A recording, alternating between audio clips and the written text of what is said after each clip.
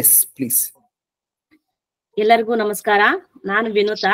ನಾನು ಯುಇ ವತಿಯಿಂದ KPS Banaswadi, GHS Thanisandra, GMPS ತಣಿಸಂದ್ರದಲ್ಲಿ ಕೆರಿಯರ್ ಮೆಂಟರ್ ಆಗಿ ಕಾರ್ಯನಿರ್ವಹಿಸ್ತಾ ಇದ್ದೇನೆ. ಇವತ್ತು ನಾವು ವಿದ್ಯಾರ್ಥಿಗಳ ಬಹು ನಿರೀಕ್ಷೆಯ, ಬಹು ಬೇಡಿಕೆಯ ಸೆಕ್ಟರ್ ಪೊಲೀಸ್ ಸೆಕ್ಟರ್, ಈ ಸೆಕ್ಟರ್ ಬಗ್ಗೆ ತಿಳಿದುಕೊಳ್ಳಲಿದ್ದೇವೆ. ನಮ್ಮ ಜೊತೆ ಪೊಲೀಸ್ ವಲಯದಲ್ಲಿ ಕಾರ್ಯನಿರ್ವಹಿಸಿರುವ ಒಬ್ಬ ವಂಡರ್ಫುಲ್ ರಿಸೋರ್ಸ್ ಪರ್ಸನ್ ನಮ್ಮ ಜೊತೆ ಇದ್ದಾರೆ, NB ಸುಮತಿ ಮೇಡಮ್ ಅವರು. ಮೇಡಮ್, ನಿಮ್ಗೆ ನಮ್ಮ ಸಂಸ್ಥೆಯ ಪರವಾಗಿ ಪ್ರೀತಿಪೂರ್ವಕ ಸ್ವಾಗತವನ್ನು ಬಯಸ್ತಾ ಇದ್ದೀನಿ. Thank you ma'am. ಹಾಗೆ ಈ ವೆಬಿನಾರ್ ನಲ್ಲಿ ಹಲವು ಶಾಲೆಯ ಶಿಕ್ಷಕರು, ಕ್ರೈಸ್ಟ್ ಶಾಲೆಯ ಶಿಕ್ಷಕರು, ಯುಇ ಸಂಸ್ಥೆಯ ಸಿಬ್ಬಂದಿಗಳು, ಡೋನರ್ಸ್, ಹಾಗೆ ಈ ಕಾರ್ಯಕ್ರಮದ ಕೇಂದ್ರ ಬಿಂದುಗಳಾಗಿರುವಂತಹ ನಮ್ಮ ಪ್ರೀತಿಯ ವಿದ್ಯಾರ್ಥಿಗಳು, ಪೋಷಕರು, ಕಾರ್ಯಕ್ರಮದಲ್ಲಿ ಪಾಲ್ಗೊಂಡಿರುವ ಎಲ್ರಿಗೂ ಕೂಡ ನಾನು ಪ್ರೀತಿಪೂರ್ವಕ ಸ್ವಾಗತವನ್ನ ಬಯಸ್ತಾ ಇದ್ದೇನೆ. ಸುಮತಿ ಮೇಡಮ್ ಅವರು ಕೊಡಗು ಜಿಲ್ಲೆಯ ಮಡಿಕೇರಿಯಲ್ಲಿ ವಿಶೇಷ ಬಾಲಾಪರಾಧಿ ಪೊಲೀಸ್ ಘಟಕದಲ್ಲಿ ಹೆಡ್ ಕಾನ್ಸ್ಟೇಬಲ್ ಆಗಿ ಕಾರ್ಯನಿರ್ವಹಿಸ್ತಾ ಇದ್ದಾರೆ. ಮೇಡಮ್, ನಿಮಗೆ ಮತ್ತೊಮ್ಮೆ ಸ್ವಾಗತವನ್ನ ಬಯಸ್ತಾ ನಿಮ್ಮ ಅನುಭವನ ಕೇಳಲಿಕ್ಕೆ ನಾವು ಕಾತುರರಾಗಿದ್ದೀವಿ. ಮೇಡಮ್, ನಿಮ್ ಬಗ್ಗೆ ಸ್ವಲ್ಪ ಇಂಟ್ರೊಡ್ಯೂಸ್ ಮಾಡ್ಕೊಂಡು ಹೇಳ್ಬೋದಾ ಮ್ಯಾಮ್? ಅಂದ್ರೆ ನಿಮ್ಮ ಬಾಲ್ಯ, ನಿಮ್ಮ ಊರು, ಫ್ಯಾಮಿಲಿ ಬಗ್ಗೆ. Okay ma'am. ಓಕೆ, ಎಲ್ಲರಿಗೂ ನಮಸ್ಕಾರ. ನನ್ನ ಹೆಸರು ಸುಮತಿ ಅಂತ. ನಾನು ಹುಟ್ಟಿ ಬೆಳೆದಿದ್ದೆಲ್ಲ ಕೊಡಗಿನಲ್ಲೇ. ಹೈಸ್ಕೂಲ್ ವರೆಗೆ ನಾವು ಸರ್ಕಾರಿ ಶಾಲೆಯಲ್ಲಿ ಓದಿರೋದು, ಮಾದಾಪುರ ಅಂತ, ಕೊಡಗು ಸೋಮರ್ಪೇಟೆ ತಾಲೂಕು. ನಂತರ Shrimati D Chennamma junior college, ಇಲ್ಲಿ ನಾನು PUC ವ್ಯಾಸಂಗ ಮಾಡ್ತೇನೆ. ನಂತರ ಡಿಗ್ರಿಯನ್ನ ಮಡಿಕೇರಿ FMC ಕಾಲೇಜಿನಲ್ಲಿ ಮಾಡಿರ್ತೀನಿ. ಬಾಲ್ಯ ಅನ್ಬೇಕಾದ್ರೆ ಆಗಿನ ಬಾಲ್ಯಕ್ಕೂ ಈಗಿನ ಬಾಲ್ಯದ ಶಾಲಾ ದಿನಗಳಿಗೂ ಅಜಗಜಾಂತರ ವ್ಯತ್ಯಾಸ ಇದೆ ಮೇಡಮ್. ನಮ್ಮ ಬಾಲ್ಯದ ದಿನಗಳನ್ನ ಕಳೆದಿರೋದನ್ನ ಈಗಿನ ಮಕ್ಕಳ ಜೊತೆ ಹಂಚ್ಕೊಂಡ್ರೆ ಈಗ ಅಂತ ಅನಿಸ್ಬೋದು. ಆದ್ರೆ ಈಗಿನ ಪರಿಸ್ಥಿತಿಗೆ ನೋಡಿದ್ರೆ ನಿಜವಾಗಿ ಮಕ್ಕಳ ಆ ಒಂದು ಸಂತೋಷ, ಸುಖದ ಕ್ಷಣಗಳನ್ನ ಕಳ್ಕೊಳ್ತಿದ್ದಾರೆ ಅಂತ ಅನಿಸ್ತಾ ಇದೆ ನನಗೆ. ಏನು ಮಕ್ಳೇ, ನಿಮ್ಗೆ ಆಗ ಅನಿಸ್ತಾ ಇದ್ದ? ಹೌದು. ಯಾಕಂದ್ರೆ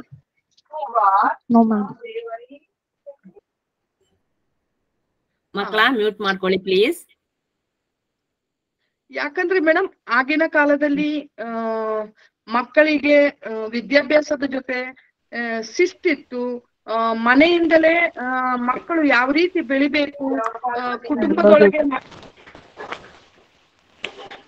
ಕುಟುಂಬದೊಳಗೆ ಅವರ ಬೆಳವಣಿಗೆ ಮತ್ತು ಅವರಲ್ಲಿ ಧೈರ್ಯ ಇರ್ಬೋದು, ಆಸಕ್ತಿ ಇರ್ಬೋದು, ತಾಳ್ಮೆ ಇರ್ಬೋದು, ಎಲ್ಲವೂ ಯಾವ ರೀತಿ ಬೇಕು ಅಂತ ಹೇಳೋದನ್ನ ಕುಟುಂಬದಿಂದಲೇ ಹೇಳ್ಕೊಂಡ್ ಬರ್ತಾ ಇದ್ರು. ನಂತರ ಶಾಲಾ ಮತ್ತೆ ಕಾಲೇಜು ದಿನಗಳಿಗೆ ಹೋದ್ರೆ ಅಲ್ಲೂ ಕೂಡ ಬಹಳಷ್ಟು ನಮಗೆ ಶಿಕ್ಷಕರು ಅಂತ ಹೇಳಿದ್ರೆ ಅಪಾರವಾದ ಒಂದು ಅವರ ಮೇಲೆ ವಿಶ್ವಾಸ, ನಂಬಿಕೆ ಅಂತ ಹೇಳೋದಕ್ಕಿಂತಲೂ ಅಪಾರವಾದ ಭಕ್ತಿ ಇತ್ತು. ಆದ್ರೆ ಈಗಿನ ಜನರೇಷನ್ಗೆ ನೋಡಿದ್ರೆ ಅದು ತುಂಬಾ ಕಡಿಮೆ ಇದೆ. ಯಾಕೆಂದ್ರೆ ಹೀಗೆ ಪಾಪ ಎಷ್ಟೋ ಪ್ರಕರಣಗಳನ್ನ ನೋಡ್ತಾ ಇದ್ದೀವಿ. ಮಕ್ಕಳಿಗೆ ಹೊಡಿವಾಗೆ ಇಲ್ಲ, ಬೈವಾಗೆ ಇಲ್ಲ. ಯಾಕೆಂದ್ರೆ ಕಾನೂನುಗಳು ಹಾಗೆ ಬಂದಿದೆ. ಯಾವುದು ಒಂದೆರಡು ಅಥವಾ 10 ಪ್ರಕರಣಗಳಲ್ಲಿ ನಿಜ ಮಕ್ಕಳಿಗೆ ಅನ್ಯಾಯ ಆಗಿರ್ಬೋದು, ಅವರ ಹಕ್ಕುಗಳಿಗೆ ಚ್ಯುತಿ ತಂದಿರ್ಬೋದು. ಅಂತ ಸಮಯದಲ್ಲಿ ಈ ಹಕ್ಕುಗಳು ನಿಜವಾಗಿ ಇದೆ. ಆದ್ರೆ ಕೆಲವೊಂದು ಪ್ರಕರಣಗಳಲ್ಲಿ ಮಕ್ಕಳು ಅದನ್ನ ತಪ್ಪಾಗಿ ಗ್ರಹಿಸಿಕೊಂಡು ತಮ್ಮ ನಡವಳಿಕೆ, ವರ್ತನೆಗಳು ಬೇರೆ ರೀತಿಯಲ್ಲಿ ತೋರ್ಪಡಿಸ್ತಾ ಇರೋದನ್ನ ನಾವು ಈಗಾಗಲೇ ಬಹಳಷ್ಟು ಕಾಣ್ತಾ ಇರ್ಬೋದು.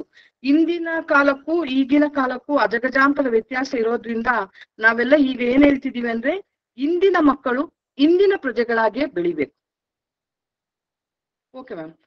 ನೆಕ್ಸ್ಟ್, ನಾನು 1996ರಲ್ಲಿ ಪೊಲೀಸ್ ಇಲಾಖೆಗೆ ಜಾಯ್ನ್ ಆದೆ. ಸುಮಾರು 27 ವರ್ಷಗಳು ಸರ್ವಿಸ್ ಆಗಿದೆ. ಈಗ 28ನೇ ವರ್ಷ ರನ್ನಿಂಗ್. ನಾನು ಮಾಡಿರುವಂತ ಉತ್ತಮ ಸೇವೆಗೆ ನನಗೆ ಪೊಲೀಸ್ ಇಲಾಖೆಯಲ್ಲಿ ರಾಷ್ಟ್ರಪತಿಗಳ ಶ್ಲಾಘನೀಯ ಸೇವಾ ಪದಕ ಕೂಡ ಸಿಕ್ಕಿದೆ. ಅದೆಲ್ಲವೂ ಕೂಡ ನಾವು ನಡೆದುಕೊಳ್ಳುವ ರೀತಿ, ನಮ್ಮ ವರ್ತನೆ, ನಾವು ಕರ್ತವ್ಯ ನಿಷ್ಠೆ, ಇದೆಲ್ಲವೂ ಕೂಡ ಇದ್ದಲ್ಲಿ ನಮ್ಮನ್ನೇ ಅರಸ್ಕೊಂಡು ಎಲ್ಲವೂ ಬರುತ್ತೆ ಅಂತ ಹೇಳಲಿಕ್ಕೆ ಇಚ್ಛೆ ಪಡ್ತೀನಿ. Great great ma'am. ಮ್ಯಾಮ್, ನಿಮ್ದು ಎಜುಕೇಶನ್ ಎಲ್ಲ ಅಂದ್ರೆ SSLC ಆದ್ಮೇಲೆ ಏನ್ ತಗೊಂಡ್ರಿ? ನಾನು SSLC ಆದ್ಮೇಲೆ ಮ್ಯಾಮ್ PUC ಯಲ್ಲಿ ನಾನು ಆರ್ಟ್ಸ್ ತಗೊಂಡೆ. ಹಾಗಾಗಿ BA ಆದ್ಮೇಲೆ ನೀವು ಹೆಂಗೆ ಇದಕ್ಕೆ ಪೊಲೀಸ್ ಇಲಾಖೆಗೆ ಸೇರ್ಕೊಂಡ್ರಿ ಮ್ಯಾಮ್? ಮೇಡಮ್, ನಾನು PUC ಆಗಿ ಫಸ್ಟ್ ಇಯರ್ BA ಗೆ ಅಟೆಂಡ್ ಆದಾಗ ಹೋಗಿ ಜಾಯಿನ್ ಆದ ತಕ್ಷಣ 18 ವರ್ಷ ತುಂಬಿದ ತಕ್ಷಣ ನಾನು ಪೊಲೀಸ್ ಇಲಾಖೆಗೆ ಜಾಯ್ನ್ ಆದೆ. ಹಾಗಾಗಿ ಕಾಲೇಜ್ ಬಿಡ್ಬೇಕಾಯ್ತು. ಕರೆಸ್ಪಾಂಡೆಂಟ್ ಅಲ್ಲಿ ನಂತರ ಮಾಡ್ಕೊಂಡೆ, ವಿದ್ಯಾಭ್ಯಾಸನ ಮುಂದುವರ್ಸ್ಕೊಂಡೆ. Okay okay. ಮ್ಯಾಮ್ ಯಾರು ನಿಮ್ಗೆ ಇನ್ಸ್ಪೈರ್ ಪೊಲೀಸ್ ಇಲಾಖೆಗೆ ಸೇರೋದಿಕ್ಕೆ? ಮೇಡಮ್, ಇಲ್ಲಿ ಇನ್ಸ್ಪೈರ್ ಅಂತ ಹೇಳಲಿಕ್ಕೆ ಬರೋದಿಲ್ಲ. ಯಾಕಂದ್ರೆ ನಾನು ನಮ್ಮ ಅಣ್ಣ ಇಬ್ರೇ ನಮ್ಮ ತಂದೆ ತಾಯಿಗೆ ನಾವು ಮಕ್ಕಳು. ನಾವು PUC ಆದ ತಕ್ಷಣ ಎಂಪ್ಲಾಯ್ಮೆಂಟ್ ಆಫೀಸಲ್ಲಿ ಹೋಗಿ ರಿಜಿಸ್ಟರ್ ಮಾಡ್ಕೊಳ್ಳೋದು, ಉದ್ಯೋಗ ಇದಕ್ಕೆ ಸಂಬಂಧಪಟ್ಟಾಗೆ ಸರ್ಕಾರದ ಇದೆ ಅಲ್ವಾ ಎಂಪ್ಲಾಯ್ಮೆಂಟ್ ಆಫೀಸ್, ಅಲ್ಲಿ ಹೋಗಿ ರಿಜಿಸ್ಟರ್ ಮಾಡ್ಕೊಂಡ್ವಿ. ಆವಾಗ ರೇಡಿಯೋ ನ್ಯೂಸ್ ಪೇಪರ್ಗಳಲ್ಲೆಲ್ಲ ಬರ್ತಿತ್ತು. ಮತ್ತೆ ಅಂಚೆ ಕಚೇರಿ ಮೂಲಕ ಪತ್ರವನ್ನ ರವಾನಿಸಿದ್ರು, ಈಗ ಪೊಲೀಸ್ ಇಲಾಖೆಗೆ ಕಾಲ್ ಆಗಿದೆ, ನೀವು ಅಟೆಂಡ್ ಆಗ್ಬೋದು ಅಂತ. ಹಾಗಾಗಿ ನಾವು ಜಾಯಿನ್ ಆದ್ವಿ. ನಮ್ಗೆ ಇನ್ನೂ ಆಗ ಬಾಲ್ಯಾವಸ್ಥೆ, ಇನ್ನೂ ಸರಿಯಾಗಿ ಉದ್ಯೋಗ ಸೇವೆ ಇದ್ರ ಬಗ್ಗೆ ಅಷ್ಟಾಗಿ ಏನು ಗೊತ್ತಿರ್ಲಿಲ್ಲ ಮ್ಯಾಮ್. ಹಾಗಾಗಿ ನಾವು ಜಾಯಿನ್ ಆದ್ವಿ. ಹೌದು ಹೌದು. ಇಬ್ರು ಕೂಡ ಎಟ್ ಎ ಟೈಮ್ ಪೊಲೀಸ್ ಇಲಾಖೆಗೆ ಇಬ್ರು ಕೂಡ ಒಂದೇ ದಿನ ಜಾಯಿನ್ ಆಗಿದ್ದೀವಿ. Wow, great. ಅಣ್ಣ ತಂಗಿನಾ? ಹೌದು, ಅಣ್ಣ ತಂಗಿ. ಇದುವರೆಗೆ ಅದನ್ನ ಯಾರು ಬ್ರೇಕ್ ಮಾಡ್ಲಿಕ್ಕೆ ಆಗಿಲ್ಲ ನಮ್ ಜಿಲ್ಲೆಯಲ್ಲಿ. Wow, great, really great. Ma'am, family support ಎಲ್ಲ ಹೆಂಗಿತ್ತು? ನೀವಾಗ ಹೆಣ್ಮಕ್ಳಾಗಿ ಪೊಲೀಸ್ ಇಲಾಖೆಗೆ ಸೇರೋದಿಕ್ಕೆ ನಿಮ್ ಫ್ಯಾಮಿಲಿಯಿಂದ ಸಪೋರ್ಟ್ ಮಾಡಿದ್ರಾ? ಹಾ ಮ್ಯಾಮ್, ತುಂಬಾನೇ ಸಪೋರ್ಟ್ ಇದೆ. ಆದ್ರೆ ನನ್ಗೆ ಪೊಲೀಸ್ ಇಲಾಖೆಗೆ ನಾನು ಇಂಟರ್ವ್ಯೂ ಆದ ತಕ್ಷಣ ನಮ್ಮ ಅಣ್ಣ ನಮ್ಮನ್ನ ನನಗೆ ಟೀಚರ್ ಆಗ್ಬೇಕು ಅಂತ ತುಂಬಾ ಆಸೆ ಇತ್ತು. PUC ಯಲ್ಲಿ ನಾನು ತಗೊಂಡ ಸ್ಕೋರಿಗೆ ನನ್ಗೆ ಕೂಡಿಗೆಯಲ್ಲಿ ಅವಾಗ TCH ಮಾಡ್ಲಿಕ್ಕೆ ಫ್ರೀ ಸೀಟ್ ಸಿಕ್ಕಿತ್ತು, ಗವರ್ಮೆಂಟ್ ಸೀಟ್. ಅಷ್ಟರಲ್ಲಿ CRPF ಸೆಲೆಕ್ಷನ್ ಇತ್ತು. ಹಾಗಾಗಿ ನಮ್ಮ ಅಣ್ಣ ಬ್ಯಾಂಗ್ಳೂರ್ ಯಲಹಂಕಕ್ಕೆ ಕರ್ಕೊಂಡು ಹೋಗಿ ಅಲ್ಲಿ CRPF ಹೋಗಿದ್ದೆ, ಅಲ್ಲೂ ಕೂಡ ಸೆಲೆಕ್ಷನ್ ಆಗಿದೆ. ಅಷ್ಟೊತ್ತಾಗ್ಲೇ ಈ ಕಡೆ ಅಮ್ಮ ಹೇಳಿದ್ರು, ತುಂಬಾ ದೂರವೆಲ್ಲ ಹೋಗೋದು ಬೇಡ, ಇಲ್ಲೇ ಏನಾದ್ರು ಸಿಕ್ಕಿದ್ರೆ ಮಾಡಿದ್ರೆ ಆಯ್ತು ಅಂತ. ಹಾಗಾಗಿ ನಾನು ಪೊಲೀಸ್ ಇಲಾಖೆಗೆ ಜಾಯಿನ್ ಆಗೋಂಗೆ ಆಯ್ತು. Okay okay. ಮ್ಯಾಮ್, ಟ್ರೈನಿಂಗ್ ಎಲ್ಲ ಹೆಂಗಿತ್ತು? ಅಂದ್ರೆ ತುಂಬಾ ಟಫ್ ಇರುತ್ತೆ ಅಂತಾರೆ. ಹೌದು ಮ್ಯಾಮ್, ತುಂಬಾ ಅಂದ್ರೆ ತುಂಬಾ ಟಫ್ ಇರುತ್ತೆ. ನಾವು 9 ಟ್ರೈನಿಂಗ್ ಅನ್ನ ತಗೋಬೇಕು. ನಾವು ಸೆಲೆಕ್ಷನ್ ಆದ ತಕ್ಷಣ ನಮ್ಮನ್ನ ಇಲ್ಲಿ ಹೆಡ್ ಇಂದ ಕಳಿಸ್ಕೊಟ್ಟಾಗ ಯಾವ ತರಬೇತಿ PTS ಕಾಲೇಜ್ಗಳು ಖಾಲಿ ಇರುತ್ತೆ ಅಲ್ಲಿಗೆ ನಮ್ಮನ್ನ ಕಳಿಸ್ತಾರೆ. ಈಗ ಹುಡುಗಿರಿಗೆ 2 ಕಡೆ ಇದೆ, ಮೈಸೂರು ಇದೆ, 3 ಕಡೆ ಇದೆ. ಮೈಸೂರು ಇದೆ, ಶಾಂತಿನಗರ ಹಾಸನ ಇದೆ, ಅದು ಬಿಟ್ರೆ ಧಾರವಾಡ ಇದೆ. 3 ಕಡೆ ಹುಡುಗಿರಿಗಿದೆ. ಹುಡುಗರಿಗೆ ಸಾಧಾರಣ ಜಿಲ್ಲೆಗಳಲ್ಲೆಲ್ಲ ಇದೆ. ಅಲ್ಲಿ ಹೋದಾಗ ಮಾರ್ನಿಂಗ್ 5 o'clock ಎದ್ದೇಳ್ಬೇಕು, ರೆಡಿ ಆಗ್ಬೇಕು. ಗೊತ್ತಿದೆಯಲ್ಲ ನಿಮ್ಗೆ, ಒಂದು PTS ಅಂದಾಗ ಆಗಿನ ಕಾಲದಲ್ಲಿ ನಮ್ಮ ಮೂಲಭೂತ ಸೌಕರ್ಯಗಳಿಗೆ ಬೇಕಾದಷ್ಟು ರೂಮ್ಗಳಾಗ್ಲಿ ಅಂತದೆಲ್ಲ ಇರ್ತಿರ್ಲಿಲ್ಲ. ಹಾಗಾಗಿ ನೀವು 3 ಗಂಟೆಗೆ ಎದ್ರು ಆಗ್ತದೆ, ಯಾಕೆಂದ್ರೆ ಕ್ಯೂ ಅಲ್ಲಿ ನಿಂತ್ಕೋಬೇಕಲ್ವಾ, ಎಲ್ಲವನ್ನು ಮುಗಿಸ್ಬೇಕು ನಿತ್ಯ ಕರ್ಮಗಳನ್ನ. ಹಾಗಾಗಿ ಅದೆಲ್ಲ ನಮ್ಗೆ ಶ್ರಮ ಅಂತ ಅನ್ನಿಸ್ತಿರ್ಲಿಲ್ಲ, ಯಾಕೆಂದ್ರೆ ತುಂಬಾ ಚಿಕ್ಕ ಏಜ್ ನಲ್ಲೇ ನಾವು ಜಾಯಿನ್ ಆಗಿರೋದ್ರಿಂದ. ಜೊತೆಗೆ ನಾವು ಬೆಳೆದು ಬಂದ ವಾತಾವರಣ ಕೂಡ ಕಠಿಣ ಪರಿಶ್ರಮದೇ ಆಗಿತ್ತು. ನಾವೇನು ದೊಡ್ಡ ಮಧ್ಯಮ ವರ್ಗ ಆಗ್ಲಿ ದೊಡ್ಡ ಶ್ರೀಮಂತರಾಗಿ ಆಗಿರ್ಲಿಲ್ಲ, ಸಾಮಾನ್ಯ ಒಂದು ಕುಟುಂಬದಿಂದ ಬಂದಿದ್ದು. ಹಾಗಾಗಿ ಕಷ್ಟ ಏನು ಅಂತ ನಮ್ಗೆ ಚೆನ್ನಾಗಿ ಗೊತ್ತಿತ್ತು. ಹಾಗಾಗಿ ಅದೇನು ದೊಡ್ಡ ಕಷ್ಟ ಅಂತ ಅನ್ನಿಸ್ಲಿಲ್ಲ ನಮ್ಗೆ. ಹಾಗಾಗಿ ನಾವು ಅದನ್ನ 3-4 ಗಂಟೆಗೆ ಎದ್ದು ಆ ನಿತ್ಯ ಕರ್ಮಗಳನ್ನೆಲ್ಲ ಮುಗಿಸ್ಕೊಂಡು ಎಕ್ಸಾಕ್ಟ್ 6:15 ಗಂಟೆಗೆ ಗ್ರೌಂಡ್ ಅಲ್ಲಿ ಫಾಲಿನ್ ಆಗ್ಬೇಕಿತ್ತು. ಗ್ರೌಂಡ್ ಅಲ್ಲಿ ಫಾಲಿನ್ ಆದ್ಮೇಲೆ 8 ಗಂಟೆವರೆಗೆ PT 10 ರೌಂಡ್ ಓಡಿಸ್ತಾರೆ. ಧಾರವಾಡ ಗ್ರೌಂಡ್ ಎಲ್ಲ ನೋಡ್ರೆ ಸುಮಾರು ತುಂಬಾ ದೊಡ್ಡ ಗ್ರೌಂಡ್, ಅದ್ರಲ್ಲಿ 10 ರೌಂಡ್ ಓಡ್ಬೇಕಿತ್ತು. ಮತ್ತೆ ಓಡಿ PT ಅದು ಎಲ್ಲ ಮುಗಿಸಿ ಬಂದ ನಂತರ ಮಧ್ಯಾಹ್ನ ಪುನಃ ನಾವು ಬ್ರೇಕ್ಫಾಸ್ಟ್ ಮುಗಿಸಿ 9:00ವರೆಗೆ ಹೋದ್ರೆ 1 ಗಂಟೆವರೆಗೆ ಲಾ ಕ್ಲಾಸ್ಗಳು ಇರ್ತಿತ್ತು. ಆಮೇಲೆ 1 ಗಂಟೆ ಬಂದ್ರೆ ಮತ್ತೆ 2 ಗಂಟೆ ರೆಸ್ಟ್, ಪುನಃ 3:00ವರೆಗೆ ಗ್ರೌಂಡಿಗೆ ಹೋದ್ರೆ ಡ್ರಿಲ್ ಎಲ್ಲ ಇರ್ತಾ ಇತ್ತು. ಅದೆಲ್ಲವೂ ಮುಗಿಸಿ ಬರ್ಲಿಕ್ಕೆ 6 ಗಂಟೆ ಆಗ್ತಿತ್ತು. 6 ಗಂಟೆ ಬಂದ್ಮೇಲೆ ಸ್ನಾನ ಅದು ಇದು ಮುಗಿಸ್ಕೊಂಡು ಪುನಃ 8 ಗಂಟೆಗೆ ಫಾಲಿನ್. 8 ಗಂಟೆ ಫಾಲಿನ್ ಆದ್ಮೇಲೆ ಮತ್ತೆ ನೈಟ್ ಊಟ ಮುಗಿಸಿ ಆದ್ಮೇಲೆ ಎಷ್ಟು ಗಂಟೆಗಾದ್ರೂ ಗೊತ್ತಿಲ್ಲ, ಸರ್ಪ್ರೈಸ್ ಆಗಿ ವಿಷಲ್ ಕೊಡ್ತಾರೆ. ಅದು 1 ಗಂಟೆ ಆದ್ರೂ ಆಗಿರ್ಬೋದು, 3 ಗಂಟೆ ಆದ್ರೂ ಆಗಿರ್ಬೋದು. ಯಾವ ಟೈಮಲ್ಲಿ ಆದ್ರೂ ವಿಷಲ್ ಕೊಟ್ರೆ ಇಮಿಡಿಯೇಟ್ ಆಗಿ ಬಂದು ರೂಮಿಂದ ಗ್ರೌಂಡಿಗೆ ಬಂದಿತ್ತು ಫಾಲಿನ್ ಆಗ್ಬೇಕಿತ್ತು. ಅಂದ್ರೆ ಸರ್ಪ್ರೈಸ್ ಆಗಿ ಚೆಕ್ ಮಾಡ್ತಿದ್ರು ಶಿಸ್ತು ಯಾವ ತರ ಅಂತ. ಅಂದ್ರೆ ಒಂದು ಕಾಲ್ ಬಂದ್ರೆ ಯಾವ ರೀತಿ ಅಲರ್ಟ್ ಆಗ್ಬೇಕು ಅನ್ನೋದು ಕೂಡ ಅದ್ರಲ್ಲಿ ಮೆಸೇಜ್ ಇತ್ತು. ಅದ ಯಾವ್ದೇ ತೊಂದರೆ ಕೊಡೋದು ಅಂತ ಅಲ್ಲ, ಯಾವ್ದೇ ಒಂದು ಏನೋ ತೊಂದರೆ ಆಗಿದೆ ಅಂತ. ಯಾಕೆಂದ್ರೆ ಪೊಲೀಸ್ ಇಲಾಖೆಯ ಸೇವೆ 24x7 ಆಗಿರುತ್ತೆ. ಹಾಗಾಗಿ ಯಾವ ಟೈಮಲ್ಲೂ ಏನಾದ್ರು ಒಂದು ಪ್ರಾಬ್ಲಮ್ ಅಂತ ನಮ್ಗೊಂದು ಮೆಸೇಜ್ ಬಂದಿದೆ ಅಂದ್ರೆ ಇಮಿಡಿಯೇಟ್ ಆಗಿ ರೆಡಿ ಆಗಿರ್ಬೇಕು ಅನ್ನೋದನ್ನ ಅದು ತಿಳಿಸುತ್ತೆ. ಅದಕ್ಕೋಸ್ಕರ ಅದನ್ನ ತರಬೇತಿಯಲ್ಲಿ ಚೆಕ್ ಮಾಡೋದು ಅಂತ ಹೇಳುವ ರೀತಿಯಲ್ಲಿ ನಮಗೆ ಅದನ್ನ ಅಲರ್ಟ್ ಆಗಿ ಮಾಡಿಸ್ತಾ ಇದ್ರು. ಓಕೆ ಓಕೆ, ಅಂದ್ರೆ ನಿಮ್ಗೆ ಶಿಸ್ತು ಹೆಂಗಿದೆ, ಅಲರ್ಟ್ನೆಸ್ ಹೆಂಗಿದೆ ಅದನ್ನ ನೋಡೋದಿಕ್ಕೆ ಆತರ ಎಲ್ಲ ಮಾಡ್ತಾ ಇದ್ರು. ಹೌದು ಹೌದು ಹೌದು, ಅದನ್ನೆಲ್ಲ ನಾವು ಹೇಳಿ ಮ್ಯಾಮ್. ಅಲ್ಲ, ಇವಾಗಿನ ಎಕ್ಸ್ಪೀರಿಯನ್ಸ್ ಹೇಗಿದೆ? ನೀವೀಗ ಬಾಲಾಪರಾಧ ಘಟಕದಲ್ಲಿ ವರ್ಕ್ ಮಾಡ್ತಾ ಇದೀರಲ್ವಾ, ಅದರ ಎಕ್ಸ್ಪೀರಿಯನ್ಸ್ ಹೆಂಗಿದೆ ಮ್ಯಾಮ್ ನಿಮ್ಗೆ? ಸಾರಿ ಮ್ಯಾಮ್, ಹೇಳ್ತೀನಿ ಅಂತ ಬೇಜಾರ್ ಮಾಡ್ಕೋಬೇಡಿ. ಬಾಲಾಪರಾಧಿ ಅಂತ ಕರೆಯುವಾಗೆ ಇಲ್ಲ ನಾವೀಗ ಯಾರು ಮಕ್ಕಳನ್ನು. ನಮ್ಮ ಯೂನಿಟ್ ಅನ್ನ ಸ್ಪೆಷಲ್ ಜುವೆನಲ್ ಪೊಲೀಸ್ ಯೂನಿಟ್ ಅಂದ್ರೆ ಮಕ್ಕಳ ವಿಶೇಷ ಪೊಲೀಸ್ ಘಟಕ, ಅಲ್ಲಿ ನಾನೀಗ ವರ್ಕ್ ಮಾಡ್ತಾ ಇದ್ದೇನೆ. ಹಾಗಾಗಿ ಮಕ್ಕಳಿಗೆ ಯಾವುದೇ ರೀತಿಯಲ್ಲಿ ಅವರಿಗೆ ಒಂದು ತರದ ಶಬ್ದಗಳನ್ನ ಬಳಸಬಾರ್ದು ಅಂತ ಹೇಳೋದ್ರಿಂದ, ಮೊದ್ಲೆಲ್ಲ ನೀವ್ ಹೇಳಿದಾಗೆ ಬಾಲಾಪರಾಧಿಗಳು, ಬಾಲ ಅಪರಾಧಿ ಘಟಕ, ಅಬ್ಸರ್ವೇಷನ್, ರಿಮಾಂಡ್ ಹೋಮ್ ಆ ತರ ಎಲ್ಲ ಕರೀತಾ ಇದ್ರು. ಬಟ್ ಇವಾಗ ಬಿಲೋ 18 ಮಕ್ಕಳು ಯಾವುದೇ ಅಫೆನ್ಸ್ ಅನ್ನ ಮಾಡಿದ್ರು ಕೂಡ ಅವರನ್ನ ನಾವು ಅವ್ರು ತಿಳಿಯದೆ ಮಾಡಿದಂತ ಅಪರಾಧ, ಮಕ್ಕಳು ತಿಳಿದು ಮಾಡಿರಲ್ಲ ಅಂತ ಗ್ರಹಿಸ್ಕೋಬೇಕು. ಯಾಕಂದ್ರೆ ಜೆ ಆಕ್ಟ್ ಅದನ್ನ ಹೇಳುತ್ತೆ. ಹಾಗಾಗಿ ನಾವು ಮಕ್ಕಳ ವಿಶೇಷ ಪೊಲೀಸ್ ಘಟಕ ಅಂತ ಇದೆ. ಯಾವುದೇ ರೀತಿ ಮಕ್ಕಳು ಏನೇ ತಪ್ಪು ಮಾಡಿ ಬಂದ್ರು ಅವರನ್ನ ನಾವು ಕಾನೂನು ಸಂಘರ್ಷಕ್ಕೆ ಒಳಪಟ್ಟ ಮಕ್ಕಳು, ಕಾನ್ಫ್ಲಿಕ್ಟ್ ವಿತ್ ಲಾ ಚೈಲ್ಡ್ ಅಂತಲೇ ಕರಿಬೇಕು. ಅಬ್ಸರ್ವೇಷನ್ ಹೋಮ್ ಬದ್ಲಿ, ಇವಾಗ ರಿಮಾಂಡ್ ಹೋಮ್ ಬದ್ಲಿಗೆ ಅಬ್ಸರ್ವೇಷನ್ ಹೋಮ್ ಅಂದ್ರೆ ಪರಿವೀಕ್ಷಣಾಲಯ, ಅಲ್ಲಿ ಇಟ್ಟಿರ್ತಾರೆ ಮಕ್ಕಳನ್ನ ಅಂತ ಹೇಳ್ಬೇಕು. ಈಗ ನಾನ್ ಮಾಡ್ತಿರೋ ಘಟಕ ತುಂಬಾ ಖುಷಿ ಇದೆ ಮೇಡಮ್. ಸ್ಟೇಷನ್ ಅಲ್ಲಿ ಕೆಲಸ 24x7 ಇರುತ್ತಿತ್ತು. ಅದು ಎನಿ ಟೈಮ್ ಇರ್ಬೋದು. ಸೆಂಟ್ರಿ ಮಾಡ್ಬೇಕಾಗತ್ತೆ, ನೈಟ್ SHO ಗಳು ಮಾಡ್ಬೇಕಾಗತ್ತೆ, ಬಂದೋಬಸ್ತ್ಗಳು ಇರುತ್ತೆ. ನಿಮಗೆ ಗೊತ್ತು, ಎಲ್ಲಿ ಯಾರು ಏನಾದ್ರು ಆಗಿ ಸತ್ತು ಹೋದ್ರು ಹೋಗ್ಬೇಕು, ಬಂದೋಬಸ್ತ್ಗಳಿದ್ರು ಮಾಡ್ಬೇಕು, ಟ್ರಾಫಿಕ್ ಇರುತ್ತೆ, ಎಲ್ಲೆಂಡೋ ಪ್ರಾಬ್ಲಮ್ ಇರುತ್ತೆ. ಯಾವ್ದಿದ್ರು ಕೂಡ ಎಲ್ಲದ್ರಲ್ಲೂ ಪೊಲೀಸ್ ಇಲಾಖೆ 24x7 ಆಗಿ ಕೆಲಸಗಳನ್ನ ಅಚ್ಚುಕಟ್ಟಾಗಿ ಮಾಡ್ಕೊಂಡು ಹೋಗ್ಬೇಕಾಗತ್ತೆ. ಅದ್ರ ಜೊತೆ ಈಗ ಇದು ಒಂದು ತರದ ಯೂನಿಟ್ ಬೇರೆ ತರದಿದೆ. ಮಕ್ಕಳು ಅಂದ್ರೆ ಇಲ್ಲಿ ಬಿಲೋ 18 ಮಕ್ಕಳನ್ನ ಮಾತ್ರ ಹೆಚ್ಚಾಗಿ ನಾವಿಲ್ಲಿ ಈ ಪ್ರಕರಣಗಳಲ್ಲಿ ಹೆಚ್ಚಾಗಿ ನೋಡ್ಬೇಕಾಗತ್ತೆ. ಇದ್ರ ಜೊತೆಗೆ ಏನಾದ್ರು ನೊಂದ ಮಕ್ಕಳು ಇದ್ರೆ, ಅಂದ್ರೆ ಪೇರೆಂಟ್ಸ್ ಇಂದ ತಪ್ಪಿಸ್ಕೊಂಡು, ನಿಮ್ಗೆ ಗೊತ್ತೀಗ ಮಕ್ಕಳು ಮೊಬೈಲ್ ಕೊಟ್ಟಿಲ್ಲ ಅಂದ್ರೇನೋ ಇನ್ನೇನೋ ಒಂದು ಮಾಡಿಲ್ಲ ಅಂದ್ರೆ ಇಮಿಡಿಯೇಟ್ ಮನೆ ಬಿಟ್ಟು ಬಂದ್ಬಿಡೋದು. ಮುಂದೆ ಏನ್ ಅನಾಹುತ ಆಗುತ್ತೆ ಅನ್ನೋದನ್ನ ಅವ್ರು ಅರಿತುಕೊಳ್ಳೋದೇ ಇಲ್ಲ. ಮುಂದೆ ಸಮಾಜ, ಯಾಕಂದ್ರೆ ಮಕ್ಳಿಗೆ ಗೊತ್ತಿಲ್ಲ ನಾನು ಹೀಗೆ ಬಿಟ್ಟು ಬಂದ್ರೆ ಏನ್ ಆಗುತ್ತೆ, ಮುಂದೆ ನಾನು ಯಾರ ಕೈಗೆ ಸಿಕ್ಕಿ ನನ್ನ ಜೀವನ ಯಾವ ರೀತಿ ನರಕ ಆಗ್ಬಿಡುತ್ತೆ. ಈಗ ಎಷ್ಟೊಂದು ಮಕ್ಕಳನ್ನ ಟ್ರಾಫಿಕಿಂಗ್ ಮಾಡ್ತಾ ಇರ್ಬೋದು, ಬೆಗ್ಗಿಂಗಿಗೆ ಬಿಡ್ತಾ ಇರ್ಬೋದು, ಅಂಗಾಂಗಗಳನ್ನ ತೆಗಿತಾ ಇರೋದು ಎಲ್ಲವೂ ಕೂಡ ನಾವು ನೋಡ್ತಾ ಇದೀವಿ. ಮಕ್ಕಳಿಗೆ ಇದು ಯಾವ್ದ್ರ ಅರಿವು ಇಲ್ಲದೆ ಅವರು ಒಂದೇ ಒಂದು ಸಣ್ಣ ದುಡುಕುತನ ಸಿಟ್ಟಿನಲ್ಲಿ ಮನೆಯಿಂದ ಬಿಟ್ಟು ಬಂದ್ಬಿಡ್ತಾರೆ. ಹಾಗಾಗಿ ಬಂದ್ಮೇಲೆ ಏನ್ ಮಾಡೋದು ಅಂತ ಗೊತ್ತಾಗಲ್ಲ. ಇನ್ ಕೇಸ್ ಒಳ್ಳೆ ವ್ಯಕ್ತಿಗಳ ಕೈಯಲ್ಲಿ ಸಿಕ್ಕಿದ್ರೆ ಮಕ್ಕಳು ಸೇವ್ ಆಗಿ ನಮ್ ಕೈಗೆ ಸಿಗ್ತಾರೆ. ಫಸ್ಟ್ ಅಲ್ಲೇ ಮಕ್ಕಳು ಸಿಕ್ಕುವಂತ ಪರಿಸ್ಥಿತಿ ಅಂತ ಕ್ರೂರಿಗಳ ಕೈಲಿ ಆಗ್ಬಿಟ್ರೆ ಆ ಮಕ್ಕಳ ಪರಿಸ್ಥಿತಿ ಮತ್ತೆ ನಾವು ಎಂದು ತಿರುಗಿ ನೋಡ್ಲಿಕ್ಕೆ ಆಗಲ್ಲ, ಆ ಪರಿಸ್ಥಿತಿಗೆ ಹೋಗ್ಬಿಡುತ್ತೆ. ಅದರಿಂದ ಮಕ್ಕಳಲ್ಲಿ ಒಂದು ಮನವಿ, ಯಾವುದೇ ಕಾರಣಕ್ಕೂ ಸಣ್ಣ ಪುಟ್ಟ ವಿಚಾರಕ್ಕೂ ಮಕ್ಕಳು ಯಾರು ಕೂಡ ದುಡುಕು ನಿರ್ಧಾರವನ್ನ ಕೈಗೊಳ್ಬೇಡಿ. ಸ್ವಲ್ಪ ಸಂಯಮದಲ್ಲಿ ತಾಳ್ಮೆ, ಯಾಕಂದ್ರೆ ಈಗಿನ ಮಕ್ಕಳಲ್ಲಿ ತಾಳ್ಮೆ ಇಲ್ಲ. ಅದಕ್ಕೆ ಮೇನ್ ಕಾರಣ ಪೋಷಕರಾದ ನಾವು ಕೂಡ ಅಂತಲೂ ಹೇಳ್ಬೋದು. ಯಾಕಂದ್ರೆ ಮಕ್ಕಳಿಗೆ ಯಾವ ರೀತಿಲೂ ಕಷ್ಟ ಆಗ್ಬಾರ್ದು, ನಾನ್ ಕಷ್ಟಪಟ್ಟೆ ಅಥವಾ ನಾನೇನೋ ತೊಂದರೆಯಿಂದ ಹಿಂಗಿದ್ದೀನಿ, ಬಟ್ ನನ್ ಮಗು ಆಗ್ಬಾರ್ದು ಅಂತ ಕೇಳಿದೆಲ್ಲವನ್ನು ನಾವು ಕೊಡಿಸ್ತೇವೆ. ಮಕ್ಕಳಿಗೆ ಕಷ್ಟ ಏನು ಅಂತ ಗೊತ್ತಿರಲ್ಲ. ಹಾಗಾಗಿ ಮಕ್ಕಳು ತುಂಬಾ ಸೂಕ್ಷ್ಮ ಆಗ್ಬಿಟ್ಟಿದ್ದಾರೆ. ಮೊದ್ಲು ನಮ್ಗೆಲ್ಲ ಒಡ್ದು ಬಡ್ದು ತಂದೆ ತಾಯಿ ಹೊಡಿಯೋದೇ, ಟೀಚರ್ಗಳು ಹೊಡಿಯೋದೇ, ಎಲ್ಲಾರು ಹೊಡಿತಿದ್ರು.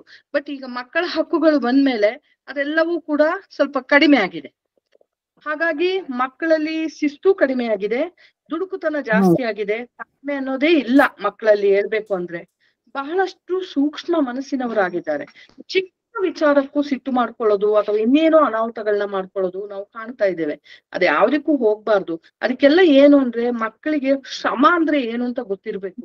ಪೋಷಕರು ಏನ್ ಕಷ್ಟ ಪಡ್ತಾ ಇದ್ದಾರೆ ಅನ್ನೋದು ಮಕ್ಕಳಿಗೂ ಕೂಡ ಅರ್ಥ ಆದ್ರೆ ಮಕ್ಕಳು ಇಂಥ ಅಚಾತುರ್ಯಗಳಿಗೆ ಹೋಗಲ್ಲ ಅಂತ ನನ್ನ ಭಾವನೆ. Correct ma'am.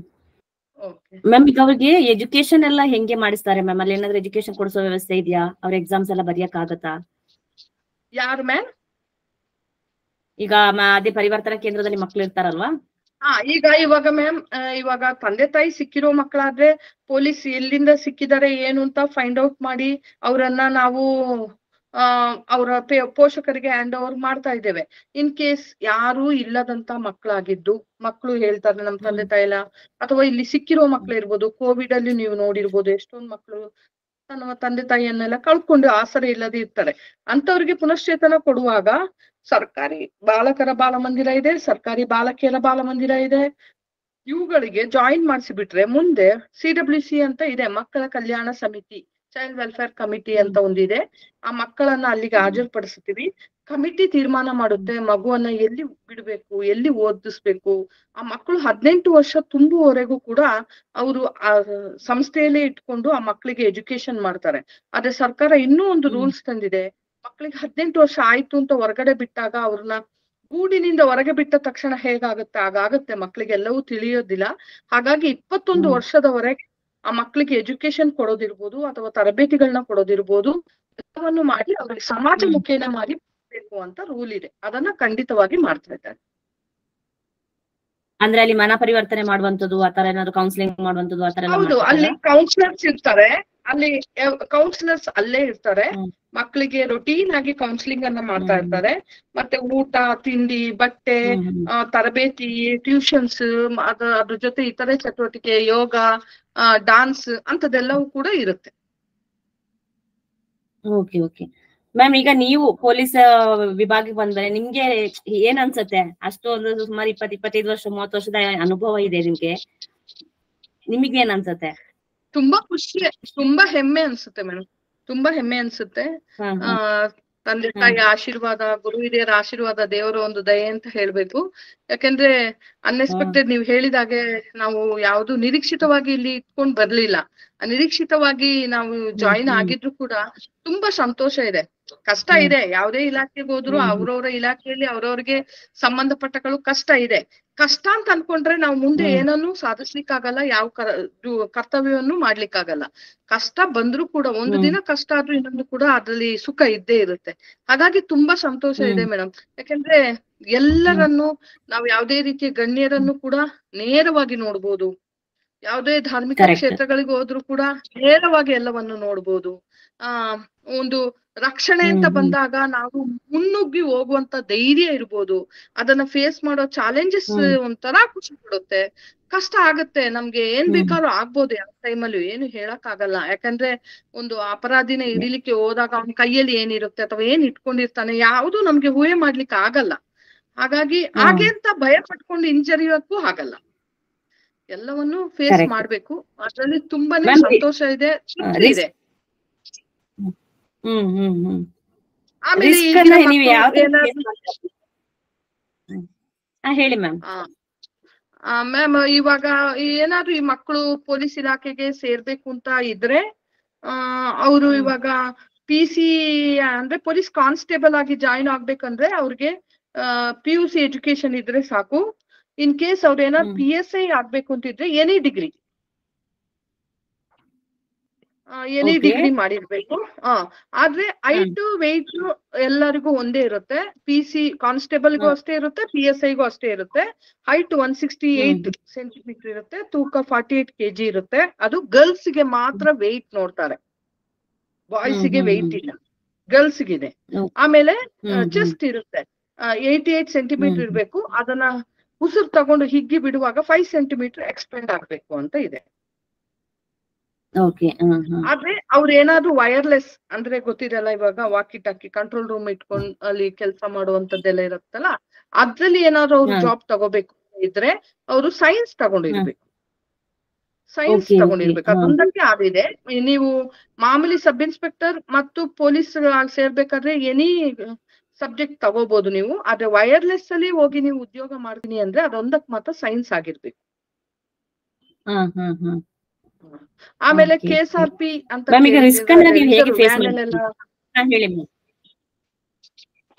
ಮ್ಯಾಮ್, ರಿಸ್ಕ್ ಬರುತ್ತೆ. ಅದನ್ನ ನಾವು ಯಾವುದೇ ತರ ರಿಸ್ಕ್ ಬರ್ಬೋದು, ಬಟ್ ಅದನ್ನ ನಾವು ರಿಸ್ಕ್ ಆಗಿ ತಗೊಳ್ಲಿಕ್ ಆಗಲ್ಲ. ಯಾವ ರೀತಿಯಲ್ಲಿ ಅವರನ್ನ ಮನ ಪರಿವರ್ತನೆ ಮಾಡಿ ಅವರಿಗೆ ಏನ್ ವಿಚಾರವನ್ನ ತಿಳಿ ಹೇಳ್ಬೇಕು ಅದನ್ನ ಹೇಳಿ ಅವ್ರನ್ನ, ಈ ತಪ್ಪ ಆಗಿರುತ್ತೆ. ಬಟ್ ಕೆಲವು ವ್ಯಕ್ತಿಗಳು ಇರ್ತಾರೆ, ಎಷ್ಟೇ ಮನ ಪರಿವರ್ತನೆ ಮಾಡಿ ಯಾವುದೇ ರೀತಿಯಲ್ಲಿ ಹೇಳಿ ಮತ್ತೆ ಪುನಃ ಅದನ್ನೇ ಮಾಡುವಂತ ಸ್ವಭಾವದವರು ಕೂಡ ಇದ್ದಾರೆ. ಬಟ್ ಎಷ್ಟೋ ಜನ ತನ್ನ ತಪ್ಪಿಗೆ ಪಶ್ಚಾತ್ತಾಪ ಕೊಟ್ಟು ಪರಿವರ್ತನೆ ಆಗೋರು ಅಂತವ್ರು ಇದ್ದಾರೆ. ಯಾಕಂದ್ರೆ ಮಕ್ಕಳ ಪ್ರಕರಣ ಆಗಿರೋದ್ರಿಂದ ನಾನು ಇಂಥ ಪ್ರಕರಣದಲ್ಲಿ ಈ ತರದನ್ನ ಫೇಸ್ ಮಾಡ್ದೆ ಅಂತ ಹೇಳೋದು ಸ್ವಲ್ಪ ಈ ತರ ವಿಚಾರಗಳು ಬಂದಾಗ ಕಷ್ಟ. ಯಾಕಂದ್ರೆ ಮಕ್ಕಳ ಪ್ರಕರಣಗಳಲ್ಲಿ ಅದನ್ನ ನಾವ್ ಎಲ್ಲೂ ಹೊರಗಡೆ ಹೇಳ್ಬಾರ್ದು ಅನ್ನೋದು ಆಕ್ಟ್ ಹೇಳೋದ್ರಿಂದ ನಾನು ಹೇಳಲಿಕ್ಕೆ ಆಗ್ತಾ ಇಲ್ಲ. ಅಂದ್ರೆ ಈಗ ಪಬ್ಲಿಕ್ ಗಳನ್ನ ಫೇಸ್ ಮಾಡಿದಾಗ ಅಲ್ಲಿ ಕಲ್ಲೆಸೆತಿರತ್ತೆ, ಅದು ಇದು ಈ ತರ ರಿಸ್ಕ್ ಗಳು ನಿಮ್ಗೆ ಇರುತ್ತೆ. ಈಗ ನೀವು ಅದನ್ನ ನೀವು ನೋಡಿರ್ಬೋದು, ನಮ್ ಜಿಲ್ಲೆನೆ ತಗೊಂಡ್ರೆ ಟಿಪ್ಪು ಗಲಾಟೆ ಅಂತದೆಲ್ಲ ಆದಾಗ ತುಂಬಾ ಬಟ್ ನಮ್ಮ ಸೇಫರ್ ಸೈಡ್ಗೆ ಬಾಡಿ ಪ್ರೊಟೆಕ್ಟರ್ ಗಳನ್ನ ಹಾಕೊಳ್ಳೋದಿರ್ಬೋದು, ಹೆಲ್ಮೆಟ್ ಗಳನ್ನ ಹಾಕೊಂಡಿರ್ಬೋದು, ಎಲ್ಲವನ್ನ ಹಾಕೊಳ್ಳೋದ್ರ ಜೊತೆಗೆ ನಾವು ಕೂಡ ಮುನ್ನುಗ್ಬೇಕು. ಯಾವ್ದೇ ಕಾರಣಕ್ಕೆ ನಾವಿರುವ ಇಲಾಖೆ ಪೊಲೀಸ್ ಇಲಾಖೆ. ಹಾಗಾಗಿ ಏನ್ ಬೇಕಾದ್ರೂ ತೊಂದರೆಗಳು ಬರಬಹುದು. ಅದನ್ನ ಮತ್ತೆ ನಾವು ಅದಕ್ಕೆ ಸಂಬಂಧಪಟ್ಟ ಅಧಿಕಾರಿಗಳು ಇರ್ತಾರೆ, ನಮ್ಗೆ ಸಪೋರ್ಟಿವ್ ಆಗಿರ್ತಾರೆ ಇಲಾಖೆಯಲ್ಲಿ, ಯಾವತ್ತು ನಮ್ಮನ್ನ ಅವ್ರು ಕೈ ಬಿಡಲ್ಲ. ಹಾಗಾಗಿ ಮುನ್ನುಗ್ಲೇಬೇಕು, ಮುನ್ನುಗ್ಗುತ್ತೀವಿ.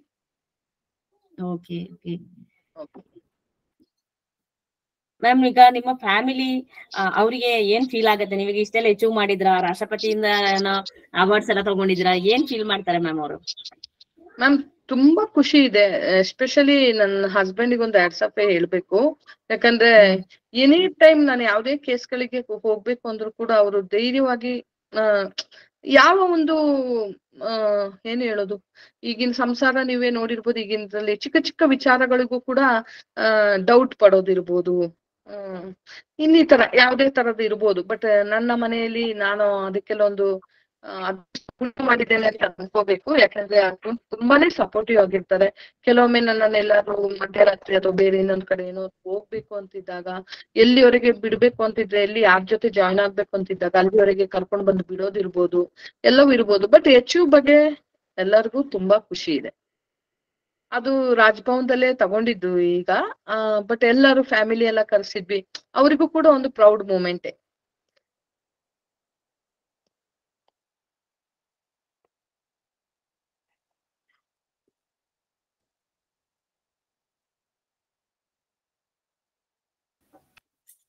ವಿನುತಾ ಮ್ಯಾಮ್, ನೀವು ಮ್ಯೂಟ್ ಅಲ್ಲಿ ಇರ್ತೀರಾ? ಹಲೋ. ಎಸ್ ಮ್ಯಾಮ್, ಮ್ಯೂಟ್ ಅಲ್ಲಿ.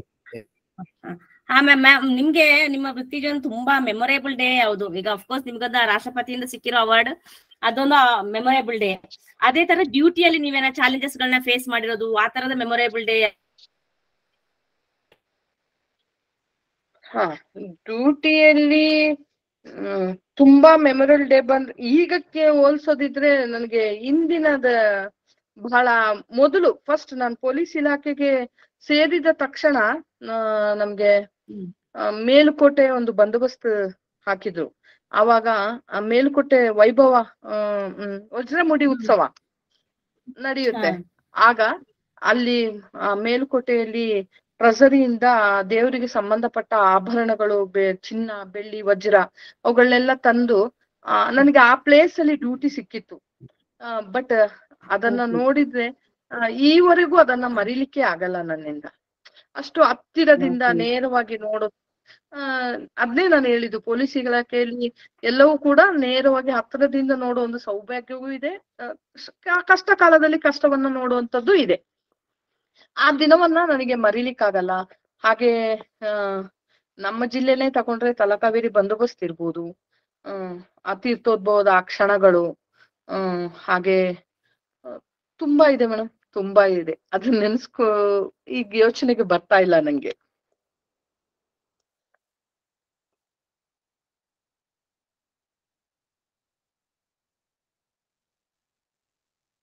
Hello. Hello, yes ma'am. You're audible. Yes. I think Vinuta ma'am connection ಅಲ್ಲಿ ಎದ್ದಾದ ಇದಿದೆ ಸ್ವಲ್ಪ. I'll just this one ma'am. ಈ ನಮ್ಮ ಈ ಚಾಟ್ ಅಲ್ಲಿ ತುಂಬಾ ಮಕ್ಕಳು ಜಾಯಿನ್ ಮಾಡ್ತಾರೆ from different age group, 8th 9th 10th ನಿಂದ. ಸೊ ಅವರ ಜೊತೆ ಯಾವ್ದು ಲೈಕ್ ಅಡ್ವೈಸ್ ಕೊಡಬೇಕು ಅಂದ್ರೆ, ಲೈಕ್ ಅವರೆಲ್ಲ ಪೊಲೀಸ್ ಸೆಕ್ಟರ್ ಅಲ್ಲಿ ಬರ್ಬೇಕು ಅಂದ್ರೆ ದೇ ಆರ್ ಇಂಟ್ರೆಸ್ಟೆಡ್. ಸೊ ಅವರು ಯಾವ ತರ ಅಡ್ವೈಸ್ ನೀವು ಕೊಡ್ತೀರಾ? ಸರ್, ಅವರು ಪೊಲೀಸಿಗೆ ಸೇರ್ಬೇಕು ಅಂದ್ರೆ ಮಾನಸಿಕವಾಗಿ ಎಷ್ಟು ಸದೃಢರಾಗಿರ್ಬೇಕು, ದೈಹಿಕವಾಗಿ ಕೂಡ ಅಷ್ಟೇ ಸದೃಢರಾಗಿರ್ಬೇಕು. ಅಂದ್ರೆ ಅವ್ರು ಈಗಲಿಂದಲೇ ಅವರ ದೇಹವನ್ನ ದಂಡಿಸ್ಬೇಕು. ಅಂದ್ರೆ ಬೆಳಿಗ್ಗೆ ಬೇಗ ಎದ್ದಳೋದು, ಗ್ರೌಂಡಿಗೆ ಹೋಗೋದು, ರನ್ನಿಂಗ್ ಇರ್ಬೋದು, ಬೇರೆ ಎಲ್ಲ ರೀತಿಯಲ್ಲೂ ಕೂಡ ಕಸರತ್ತನ್ನ ಮಾಡ್ಕೊಂಡು ಅವರು ದೇಹ, ಯಾಕೆಂದ್ರೆ 1500 ಕಿಲೋಮೀಟರ್ಸ್ ಅನ್ನ ಇಷ್ಟು 5 seconds ಅಲ್ಲಿ 5 minutes ಅಲ್ಲಿ ಓಡ್ಬೇಕು ಅಂತ ಇರುತ್ತೆ. ಡೈಲಿ ಅದು ಬಂದು ಇವತ್ತೇ ಓಡ್ಬಿಡ್ತೀನಿ ಅಂತ ಹೇಳಿದ್ರೆ ಗ್ರೌಂಡ್ ಅಲ್ಲಿ ನಿಂತು ಸಾಧ್ಯ ಇಲ್ಲ. ಸೊ ಅದಕ್ಕೆ ಈಗ್ಲಿಂದಲೇ ಅವರು ಅದನ್ನ ದೈಹಿಕವಾಗಿ ದಂಡನೆಯನ್ನ ಮಾಡ್ಕೋಬೇಕು. ಮಾನಸಿಕವಾಗಿ ಸದೃಢರಾಗಿರ್ಬೇಕು. ಅಂದ್ರೆ ತಾಳ್ಮೆಯಿಂದ, ಯಾಕೆಂದ್ರೆ ಈಗಿನ ಪರಿಸ್ಥಿತಿಗೆ ತಗೊಂಡ್ರೆ ಎಲ್ಲಾ ಮಕ್ಕಳು 100ಗೆ ಔಟ್ ಆಫ್ 100, 99 1 2 ಅಂತ ಬರ್ತಾ ಇದೆ. ಅಂದ್ರೆ ಎಲ್ಲರೂ 100ಗೆ 100 ತಗೊಳ್ತಾ ಇದ್ದಾರೆ. ಹಾಗಾಗಿ ಮಕ್ಕಳು ಶ್ರದ್ಧೆ ಇಟ್ಟು ಚೆನ್ನಾಗಿ ಓದ್ಬೇಕು. ಓದಿ ಅವರ ಪರ್ಸೆಂಟೇಜ್ ಅಷ್ಟಿರ್ಬೇಕು. ಯಾಕೆಂದ್ರೆ ಬರೀ ಎಜುಕೇಶನ್ ಅಷ್ಟೇ ಇವಾಗ ಇಂಪಾರ್ಟೆಂಟ್ ಆಗಿರಲ್ಲ, ಅದ್ರ ಜೊತೆಯಲ್ಲಿ ಅವರು ಇತರೆ ವಿಚಾರಗಳನ್ನು ಕೂಡ ಬಹಳಷ್ಟು ಚೆನ್ನಾಗಿ ತಿಳ್ಕೊಂಡಿರ್ಬೇಕು. ಅವ್ರು PUC ಗೆ ಬರುವಷ್ಟರಲ್ಲಿ ನಾನು ಈ ಎಕ್ಸಾಮ್ ಅನ್ನ ಈಸಿಯಾಗಿ ಬರಿತೇನೆ ಅನ್ನೋ ಮಟ್ಟಕ್ಕೆ ಬರ್ಬೇಕು. ಅಂದ್ರೆ ಈಗಲಿಂದಲೇ ಅದನ್ನು ಕೂಡ ಅವ್ರು ಓದ್ಬೇಕು. ಅದಕ್ಕೆ ಸಂಬಂಧಪಟ್ಟ ಪುಸ್ತಕಗಳೆಲ್ಲ ಈಗ ಎಲ್ಲಾ ಅಂಗಡಿಗಳಲ್ಲಿ ದೊರಕುತ್ತೆ. ದಯವಿಟ್ಟು ಮಕ್ಕಳು ಅದನ್ನ ಏನಾದ್ರೂ ನೀವು ಇದ್ರಲ್ಲಿ ಸೇರ್ಬೇಕು ಅಂತಿದ್ರೆ ಈಗಲೇ ಬುಕ್ಗಳನ್ನ ಓದೋದ್ರ ಜೊತೆಗೆ ಬೆಳಿಗ್ಗೆ ಬೇಗ ಹೇಳುವ ಒಂದು ಹವ್ಯಾಸವನ್ನ ರೂಢಿಸ್ಕೊಳ್ಳಿ. ಗ್ರೌಂಡಿಗೆ ಹೋಗಿ ಓಡೋದಿರ್ಬೋದು, ಹಾರೋದಿರ್ಬೋದು, ಲಾಂಗ್ ಜಂಪ್ ಇರ್ಬೋದು, ಹೈ ಜಂಪ್ ಇರ್ಬೋದು, ಶಾರ್ಟ್ ಪುಟ್ ಇರ್ಬೋದು, ಈ ತರ ಎಲ್ಲ ರೀತಿಯಲ್ಲೂ, ಅಥವಾ ಶಟ್ಲ್ ಆಡೋದು, ಅದು ಕೂಡ ಇದಾದ ನಂತರ ನೀವು ಮಾಡ್ಕೊಳ್ಳೋದಿರ್ಬೋದು. ಅಥವಾ ಯೋಗದಲ್ಲಿ ನಿಮ್ಮನ್ನ ನೀವು ತೊಡಗಿಸ್ಕೊಂಡ್ರೆ ನಿಮ್ಮಲ್ಲಿ ತಾಳ್ಮೆ ಹೆಚ್ಚಾಗುತ್ತೆ, ಧೈರ್ಯ ಬರುತ್ತೆ. ಅಂತದೆಲ್ಲವನ್ನು ಕೂಡ ನೀವು ರೂಢಿಸ್ಕೊಂಡು ಹೋದ್ರೆ ಖಂಡಿತವಾಗಿಯೂ ಎಲ್ಲ ಎಕ್ಸಾಮ್, ಪೊಲೀಸ್ ಅಂತಲ್ಲ, ಎಲ್ಲ ಎಕ್ಸಾಮ್ ಅನ್ನ ನೀವು ಅಟೆಂಡ್ ಮಾಡ್ಬೇಕು. ಧೈರ್ಯ ಇರ್ಬೇಕು. ಯಾವುದೇ ಸಮಯದಲ್ಲಿ ಏನೇ ಬಂದ್ರು ನಾನು ಎದುರಿಸ್ತೀನಿ ಅನ್ನೋ ಛಲ ಈಗಿನ ಮಕ್ಕಳಿಗೆ ಬೇಕು. ಯಾಕಂದ್ರೆ ಇಂದಿನ ಕಾಲದಲ್ಲಿ ಈ ರೀತಿ ಯಾವುದನ್ನು ಯಾರು ಹೇಳ್ಕೊಡ್ತಿರ್ಲಿಲ್ಲ. ಯಾಕಂದ್ರೆ ಪೇರೆಂಟ್ಸ್ ಗಳಿಗೆ ಕೂಡ ಅದಷ್ಟರ ಬಗ್ಗೆ ಇರ್ಲಿಲ್ಲ. ಎಲ್ಲೋ ಸ್ವಲ್ಪ ತಿಳಿದಿರುವಂತ ಕುಟುಂಬಗಳು ಕೆಲವಷ್ಟೇ, ಬೆರಳೆಣಿಕೆ ಅಷ್ಟೇ ಇದ್ವು ಅಂತ ಹೇಳ್ಬೋದು. ಎಲ್ಲರಿಗೂ ಇದ್ರ ಬಗ್ಗೆ ಎಲ್ಲಾ ಪೋಷಕರು, ಇವನ್ ನಮ್ ಪೋಷಕರನ್ನ ತಗೊಂಡ್ರು ಕೂಡ ಅವರಿಗೆ ಇದ್ರ ಬಗ್ಗೆ ಎಲ್ಲ ಪಾಪ ಏನು ಗೊತ್ತಿರಲ್ಲ. ಬಟ್ ಅವ್ರು ಹೇಳಿ ಕೊಡೋದಿದ್ರು ಕೂಡ ಈಗ ನಿಮ್ಗೆ ನೋಡಿ ಎಷ್ಟು ದೊಡ್ಡ ಅವಕಾಶಗಳಿದೆ. ನೀವ್ ಇಂಥದಕ್ಕೆಲ್ಲ ಹೋಗ್ಬೇಕಂದ್ರೆ ಏನ್ ಮಾಡ್ಬೇಕು, ಹೇಗಿರ್ಬೇಕು, ನಮ್ ಗುರಿ ಯಾವ ರೀತಿ ಇರ್ಬೇಕು ಅಂತ ಹೇಳೋದ್ರ ಬಗ್ಗೆ ನಿಮ್ಗೆ ಈಗಾಗ್ಲೇ ಮಾಹಿತಿಗಳು ದೊರಕ್ತಾ ಇರೋದ್ರಿಂದ ನೀವು ಎಲ್ಲವನ್ನು ಕೂಡ ಅಚೀವ್ ಮಾಡ್ಬೋದು. ನೀವೇನ್ ಅನ್ಕೊಂಡಿದ್ದೀರಾ ನಿಮ್ ಗೋಲ್ ಅನ್ನ ಖಂಡಿತವಾಗಿ ರೀಚ್ ಆಗ್ಬೋದು ಅಂತ ನನ್ನ ಒಂದು ಅನಿಸಿಕೆ. Thank you ma'am. ಎಲ್ಲ ಮಕ್ಕಳಿಗೂ ಇದು ತುಂಬಾ ಇಂಪಾರ್ಟೆಂಟ್ ಆಗಿ ಮೆಸೇಜ್. ವಿನುತಾ ಮ್ಯಾಮ್, ನೀವು ಕಂಟಿನ್ಯೂ ಮಾಡ್ತೀರಾ? Can you unmute? ಅವ್ರಿಗೆ ನೆಟ್ವರ್ಕ್ ಅಲ್ಲಿ ಯಾವ್ದಾದ್ರು ಇಶ್ಯೂ ಬಂದಿದೆ? ಎಸ್. ಹಲೋ. ಹೌದು ಸರ್, ಹೌದು. ಹಾ ಮ್ಯಾಮ್. ಅಲ್ಲ ಅದೇ ಮ್ಯಾಮ್, ಅದು ನಾವೀಗ ಕ್ಲಾಸ್ ಗಳಿಗೆ ಹೋದಾಗ ಮಕ್ಳ ಹತ್ರ ಕೇಳಿದ್ರೆ ಒಂದು ಕ್ಲಾಸ್ ಅಲ್ಲಿ ಅಟ್ಲೀಸ್ಟ್ 2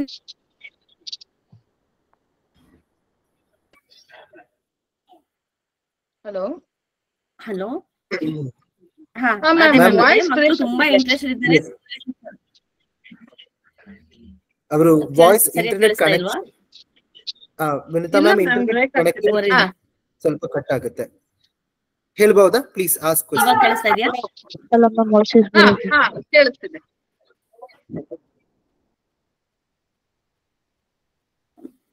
ಅದೇ ಮ್ಯಾಮ್, ಮಕ್ಕಳು ನಾವ್ ಕ್ಲಾಸ್ ಗಳಿಗೆ ಹೋದಾಗ ಒಂದೊಂದ್ ಕ್ಲಾಸ್ ಅಲ್ಲಿ ಅಟ್ಲೀಸ್ಟ್ 2 ರಿಂದ 3 ಮಕ್ಕಳು ನಾನ್ ಪೊಲೀಸ್ ಸೆಕ್ಟರ್ ಹೋಗ್ಬೇಕು ಅಂತ ಆಸೆ ಪಡ್ತಾರೆ. ಸೊ ಅವ್ರಿಗೆ ಈ ವೃತ್ತಿಯನ್ನ ಆರಿಸ್ಕೊಳ್ಬಹುದಾ ಮಕ್ಕಳು? ಅವ್ರಿಗೆ ಹೆಂಗಿರುತ್ತೆ ಫ್ಯೂಚರ್? ಮೇಡಮ್, ತುಂಬಾನೇ ಒಳ್ಳೆ ಇದು ಮಕ್ಕಳು ತಿಳ್ಕೊಳ್ಳೋದು. ಯಾಕಂದ್ರೆ ಬೇರೆ ಎಲ್ಲ ಇಲಾಖೆಯಲ್ಲಿ ಯಾವುದೇ ರೀತಿಯಲ್ಲಿ ಒಂದು ಓದಿದ ತಕ್ಷಣ ಆ ಜಾಬ್ ಹೇಗಾದ್ರೂ ಆಗುತ್ತೆ.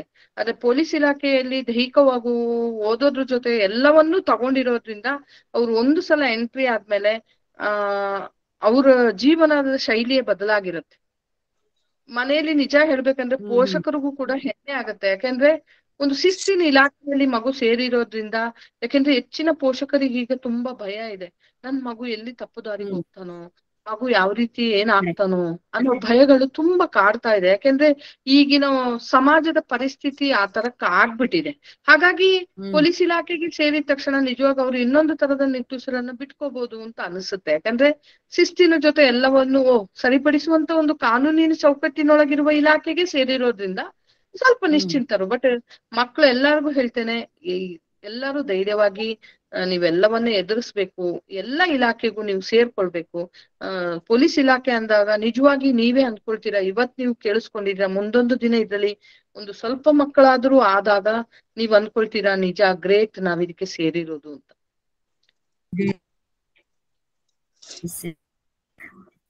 ಮ್ಯಾಮ್ ಹಾಗೆ ಅವರಿಗೆ ಏನ್ ಸಲಹೆ ಕೊಡೋದಕ್ಕೆ ಇಷ್ಟಪಡ್ತೀರಾ ನೀವು? ಅಂದ್ರೆ ಏನು ನಾಲೆಜ್ ಇಂಪ್ರೂವ್ ಮಾಡ್ಕೋಬೇಕು, ಯಾವ ಸೆಕ್ಟರ್ ಚೆನ್ನಾಗಿ ಓದ್ಕೋಬೇಕು, ಆತರ ಏನಾದ್ರು? ಸಬ್ಜೆಕ್ಟ್ ನಾನು ಅದನ್ನೇ ಹೇಳಿದ್ದು, ಇವಾಗೆಲ್ಲಾ ಅಂಗಡಿಗಳಲ್ಲಿ ಪುಸ್ತಕಗಳು ಸಿಗುತ್ತೆ. ಪೊಲೀಸ್ ಸಬ್ ಇನ್ಸ್ಪೆಕ್ಟರ್ ಇರ್ಬೋದು, ಪೊಲೀಸ್ ಕಾನ್ಸ್ಟೇಬಲ್ಸ್ ಗಳಿಗಿರ್ಬೋದು, ಕ್ಲರಿಕಲ್ ಗಳಿಗಿರ್ಬೋದು, ಟೀಚರ್ಸ್ ಗಳಿಗಿರ್ಬೋದು. ಯಾಕಂದ್ರೆ ಈಗ ಎಲ್ಲವೂ ಕೂಡ ಕಾಂಪಿಟೇಟಿವ್ ಯುಗ, ಎಲ್ಲದ್ರಲ್ಲೂ ಎಕ್ಸಾಮ್ಗಳು ಕಡ್ಡಾಯ. ಹಾಗಾಗಿ ಪುಸ್ತಕಗಳು ಸಿಗುತ್ತೆ. ಈಗ್ಲಿಂದೇ ಅವರು ಆ ಒಂದು ವರ್ಷದಲ್ಲಿ ನಾನು PUC ಆಗಿದೆ, ಈಗ ಪೊಲೀಸ್ ಬರ್ದ್ ಬಿಡ್ತೀನಿ ಅಂದ್ರೆ ಸ್ವಲ್ಪ ಕಷ್ಟ. ಹಾಗಾಗಿ ಅವ್ರು ಈಗ್ಲಿಂದೇ ಪುಸ್ತಕಗಳನ್ನ ಖರೀದಿ ಮಾಡ್ಕೋಬೇಕು, ಓದ್ಬೇಕು. ಅದ್ರಲ್ಲಿ ನಾನು ಅದನ್ನೇ ಹೇಳಿದೆ, ವೈರ್ಲೆಸ್ ಸಬ್ಜೆಕ್ಟ್ ಒಂದಕ್ಕೆ ಮಾತ್ರ ಸೈನ್ಸ್ ಇದೆ. ಅದಕ್ಕೆ ಸ್ವಲ್ಪ ಅವರ ಕ್ವಶನ್ ಪೇಪರ್ ಅಲ್ಲೂ ಸೈನ್ಸ್ ಬಗ್ಗೆ ಡೆಪ್ತ್ ಆಗಿ ಹೋಗ್ತಾರೆ.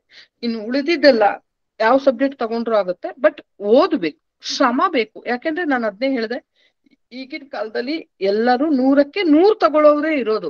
99 ಅಂತ ಕೇಳಿದ್ರೆ ಒಬ್ರು ಇಬ್ರು ಆಗಿರ್ತಾರೆ. ಹಾಗಾಗಿ ಚಾಲೆಂಜ್ ಆಗಿರೋದ್ರಿಂದ ಮಕ್ಕಳು ಕೂಡ ತುಂಬಾನೇ ಶ್ರಮ ಪಟ್ಟು ಓದ್ಬೇಕು.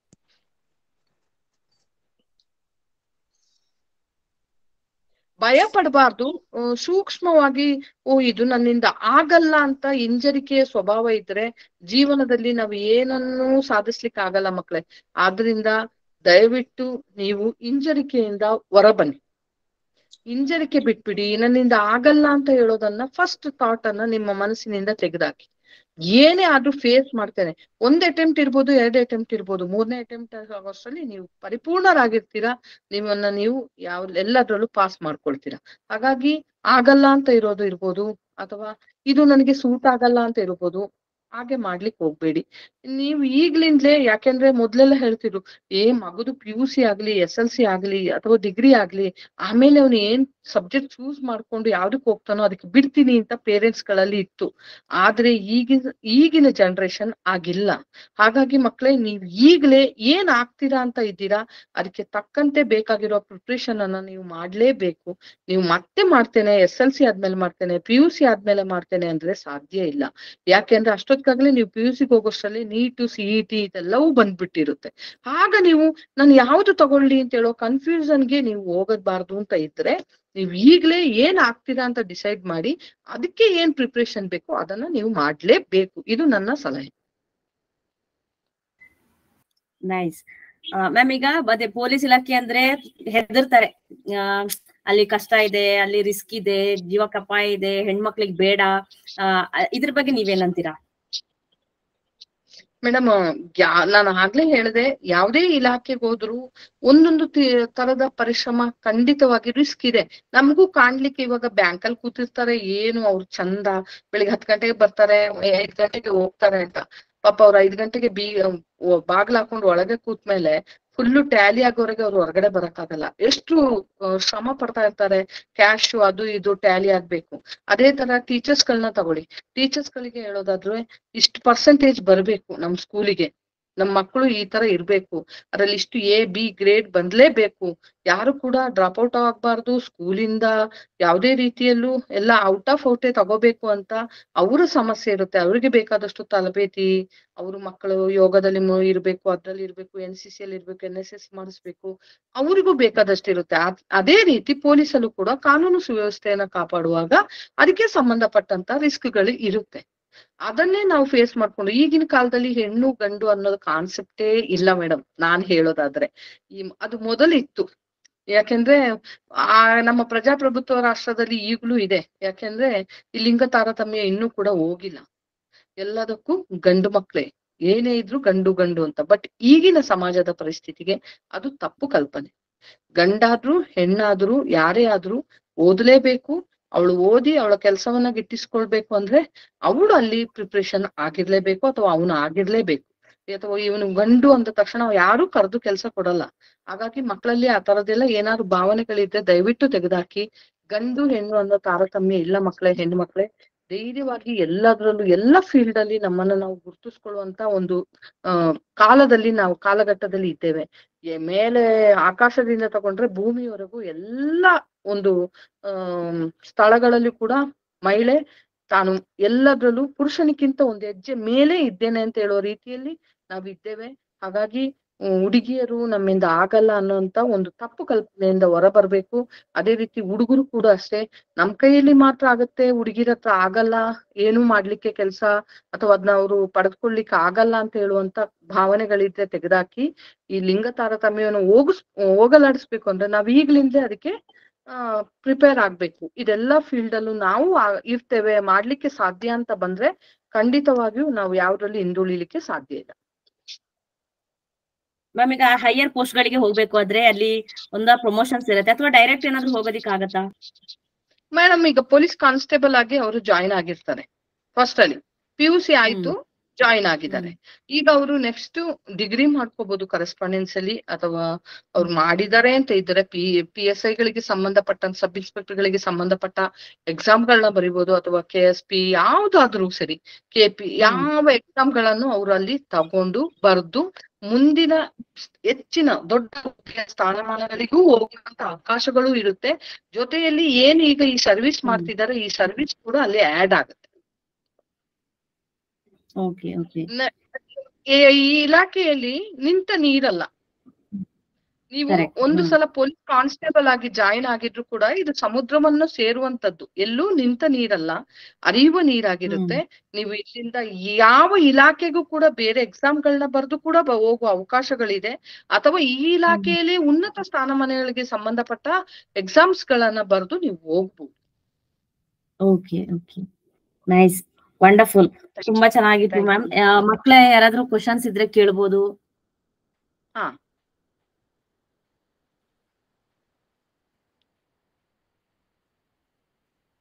ಸ್ಟೂಡೆಂಟ್ಸ್ ಏನಾದ್ರೂ ಕ್ವಶನ್ಸ್ ಇದ್ರೆ ಕೇಳ್ಬೋದು. Shabeer has raised hands. Shabeer, ನಿಮ್ ಕ್ವೆಶ್ಚನ್ ಸ್ವಲ್ಪ ಅನ್ಮ್ಯೂಟ್ ಮಾಡಿ ಹೇಳ್ಬಹುದಾ?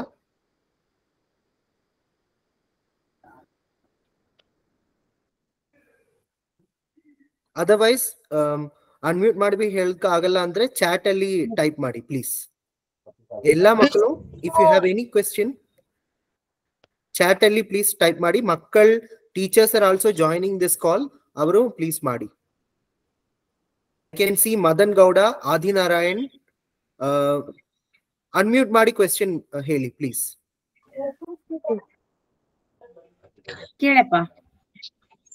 ಮ್ಯಾಮ್ ಆದಿನ ಮೇಘನ ಮಾತಾಡ್ತಿದ್ದೀನಿ. ಮ್ಯಾಮ್ ಸೋನಿಕಾ ಮ್ಯಾಮ್, ನೀವು ಎಷ್ಟು ವರ್ಷದಿಂದ ಕೆಲಸ ಮಾಡ್ತಿದ್ದೀರಾ? 27 years ಆಯ್ತು. ಮ್ಯಾಮ್ ನೀವು ಯಾವ ಹುದ್ದೆಯಲ್ಲಿ ಇದ್ದೀರಾ ಇವಾಗ? Head constable. Thank you ma'am. Thank you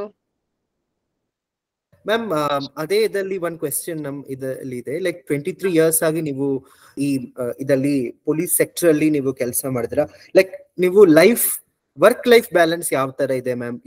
like is it challenging?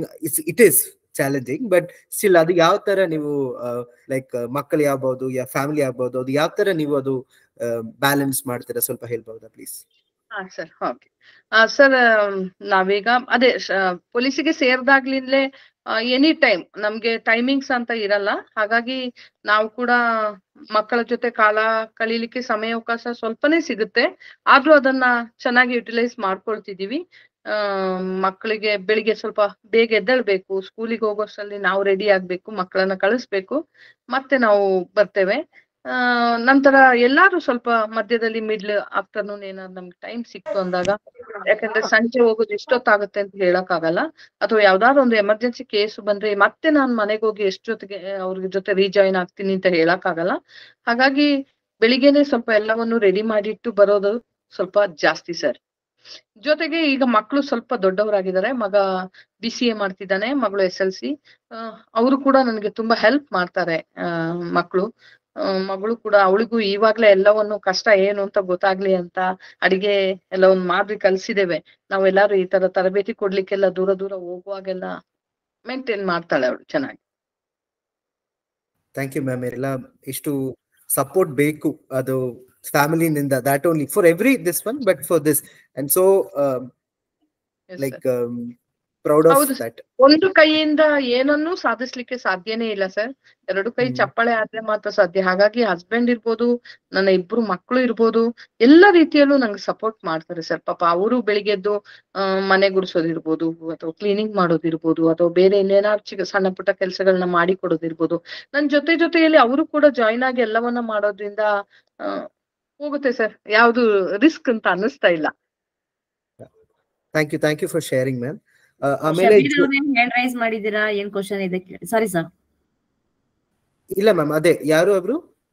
Shabir ಅವರು ಹ್ಯಾಂಡ್ ರೈಸ್ ಮಾಡಿದ್ದಾರೆ, ಏನೋ ಕ್ವಶನ್ ಕೇಳ್ಬೇಕು ಅಂದಿದ್ದಾರೆ. ಅನ್ಮ್ಯೂಟ್ ಮಾಡಿ ಸ್ವಲ್ಪ ಹೇಳ್ಬಹುದಾ?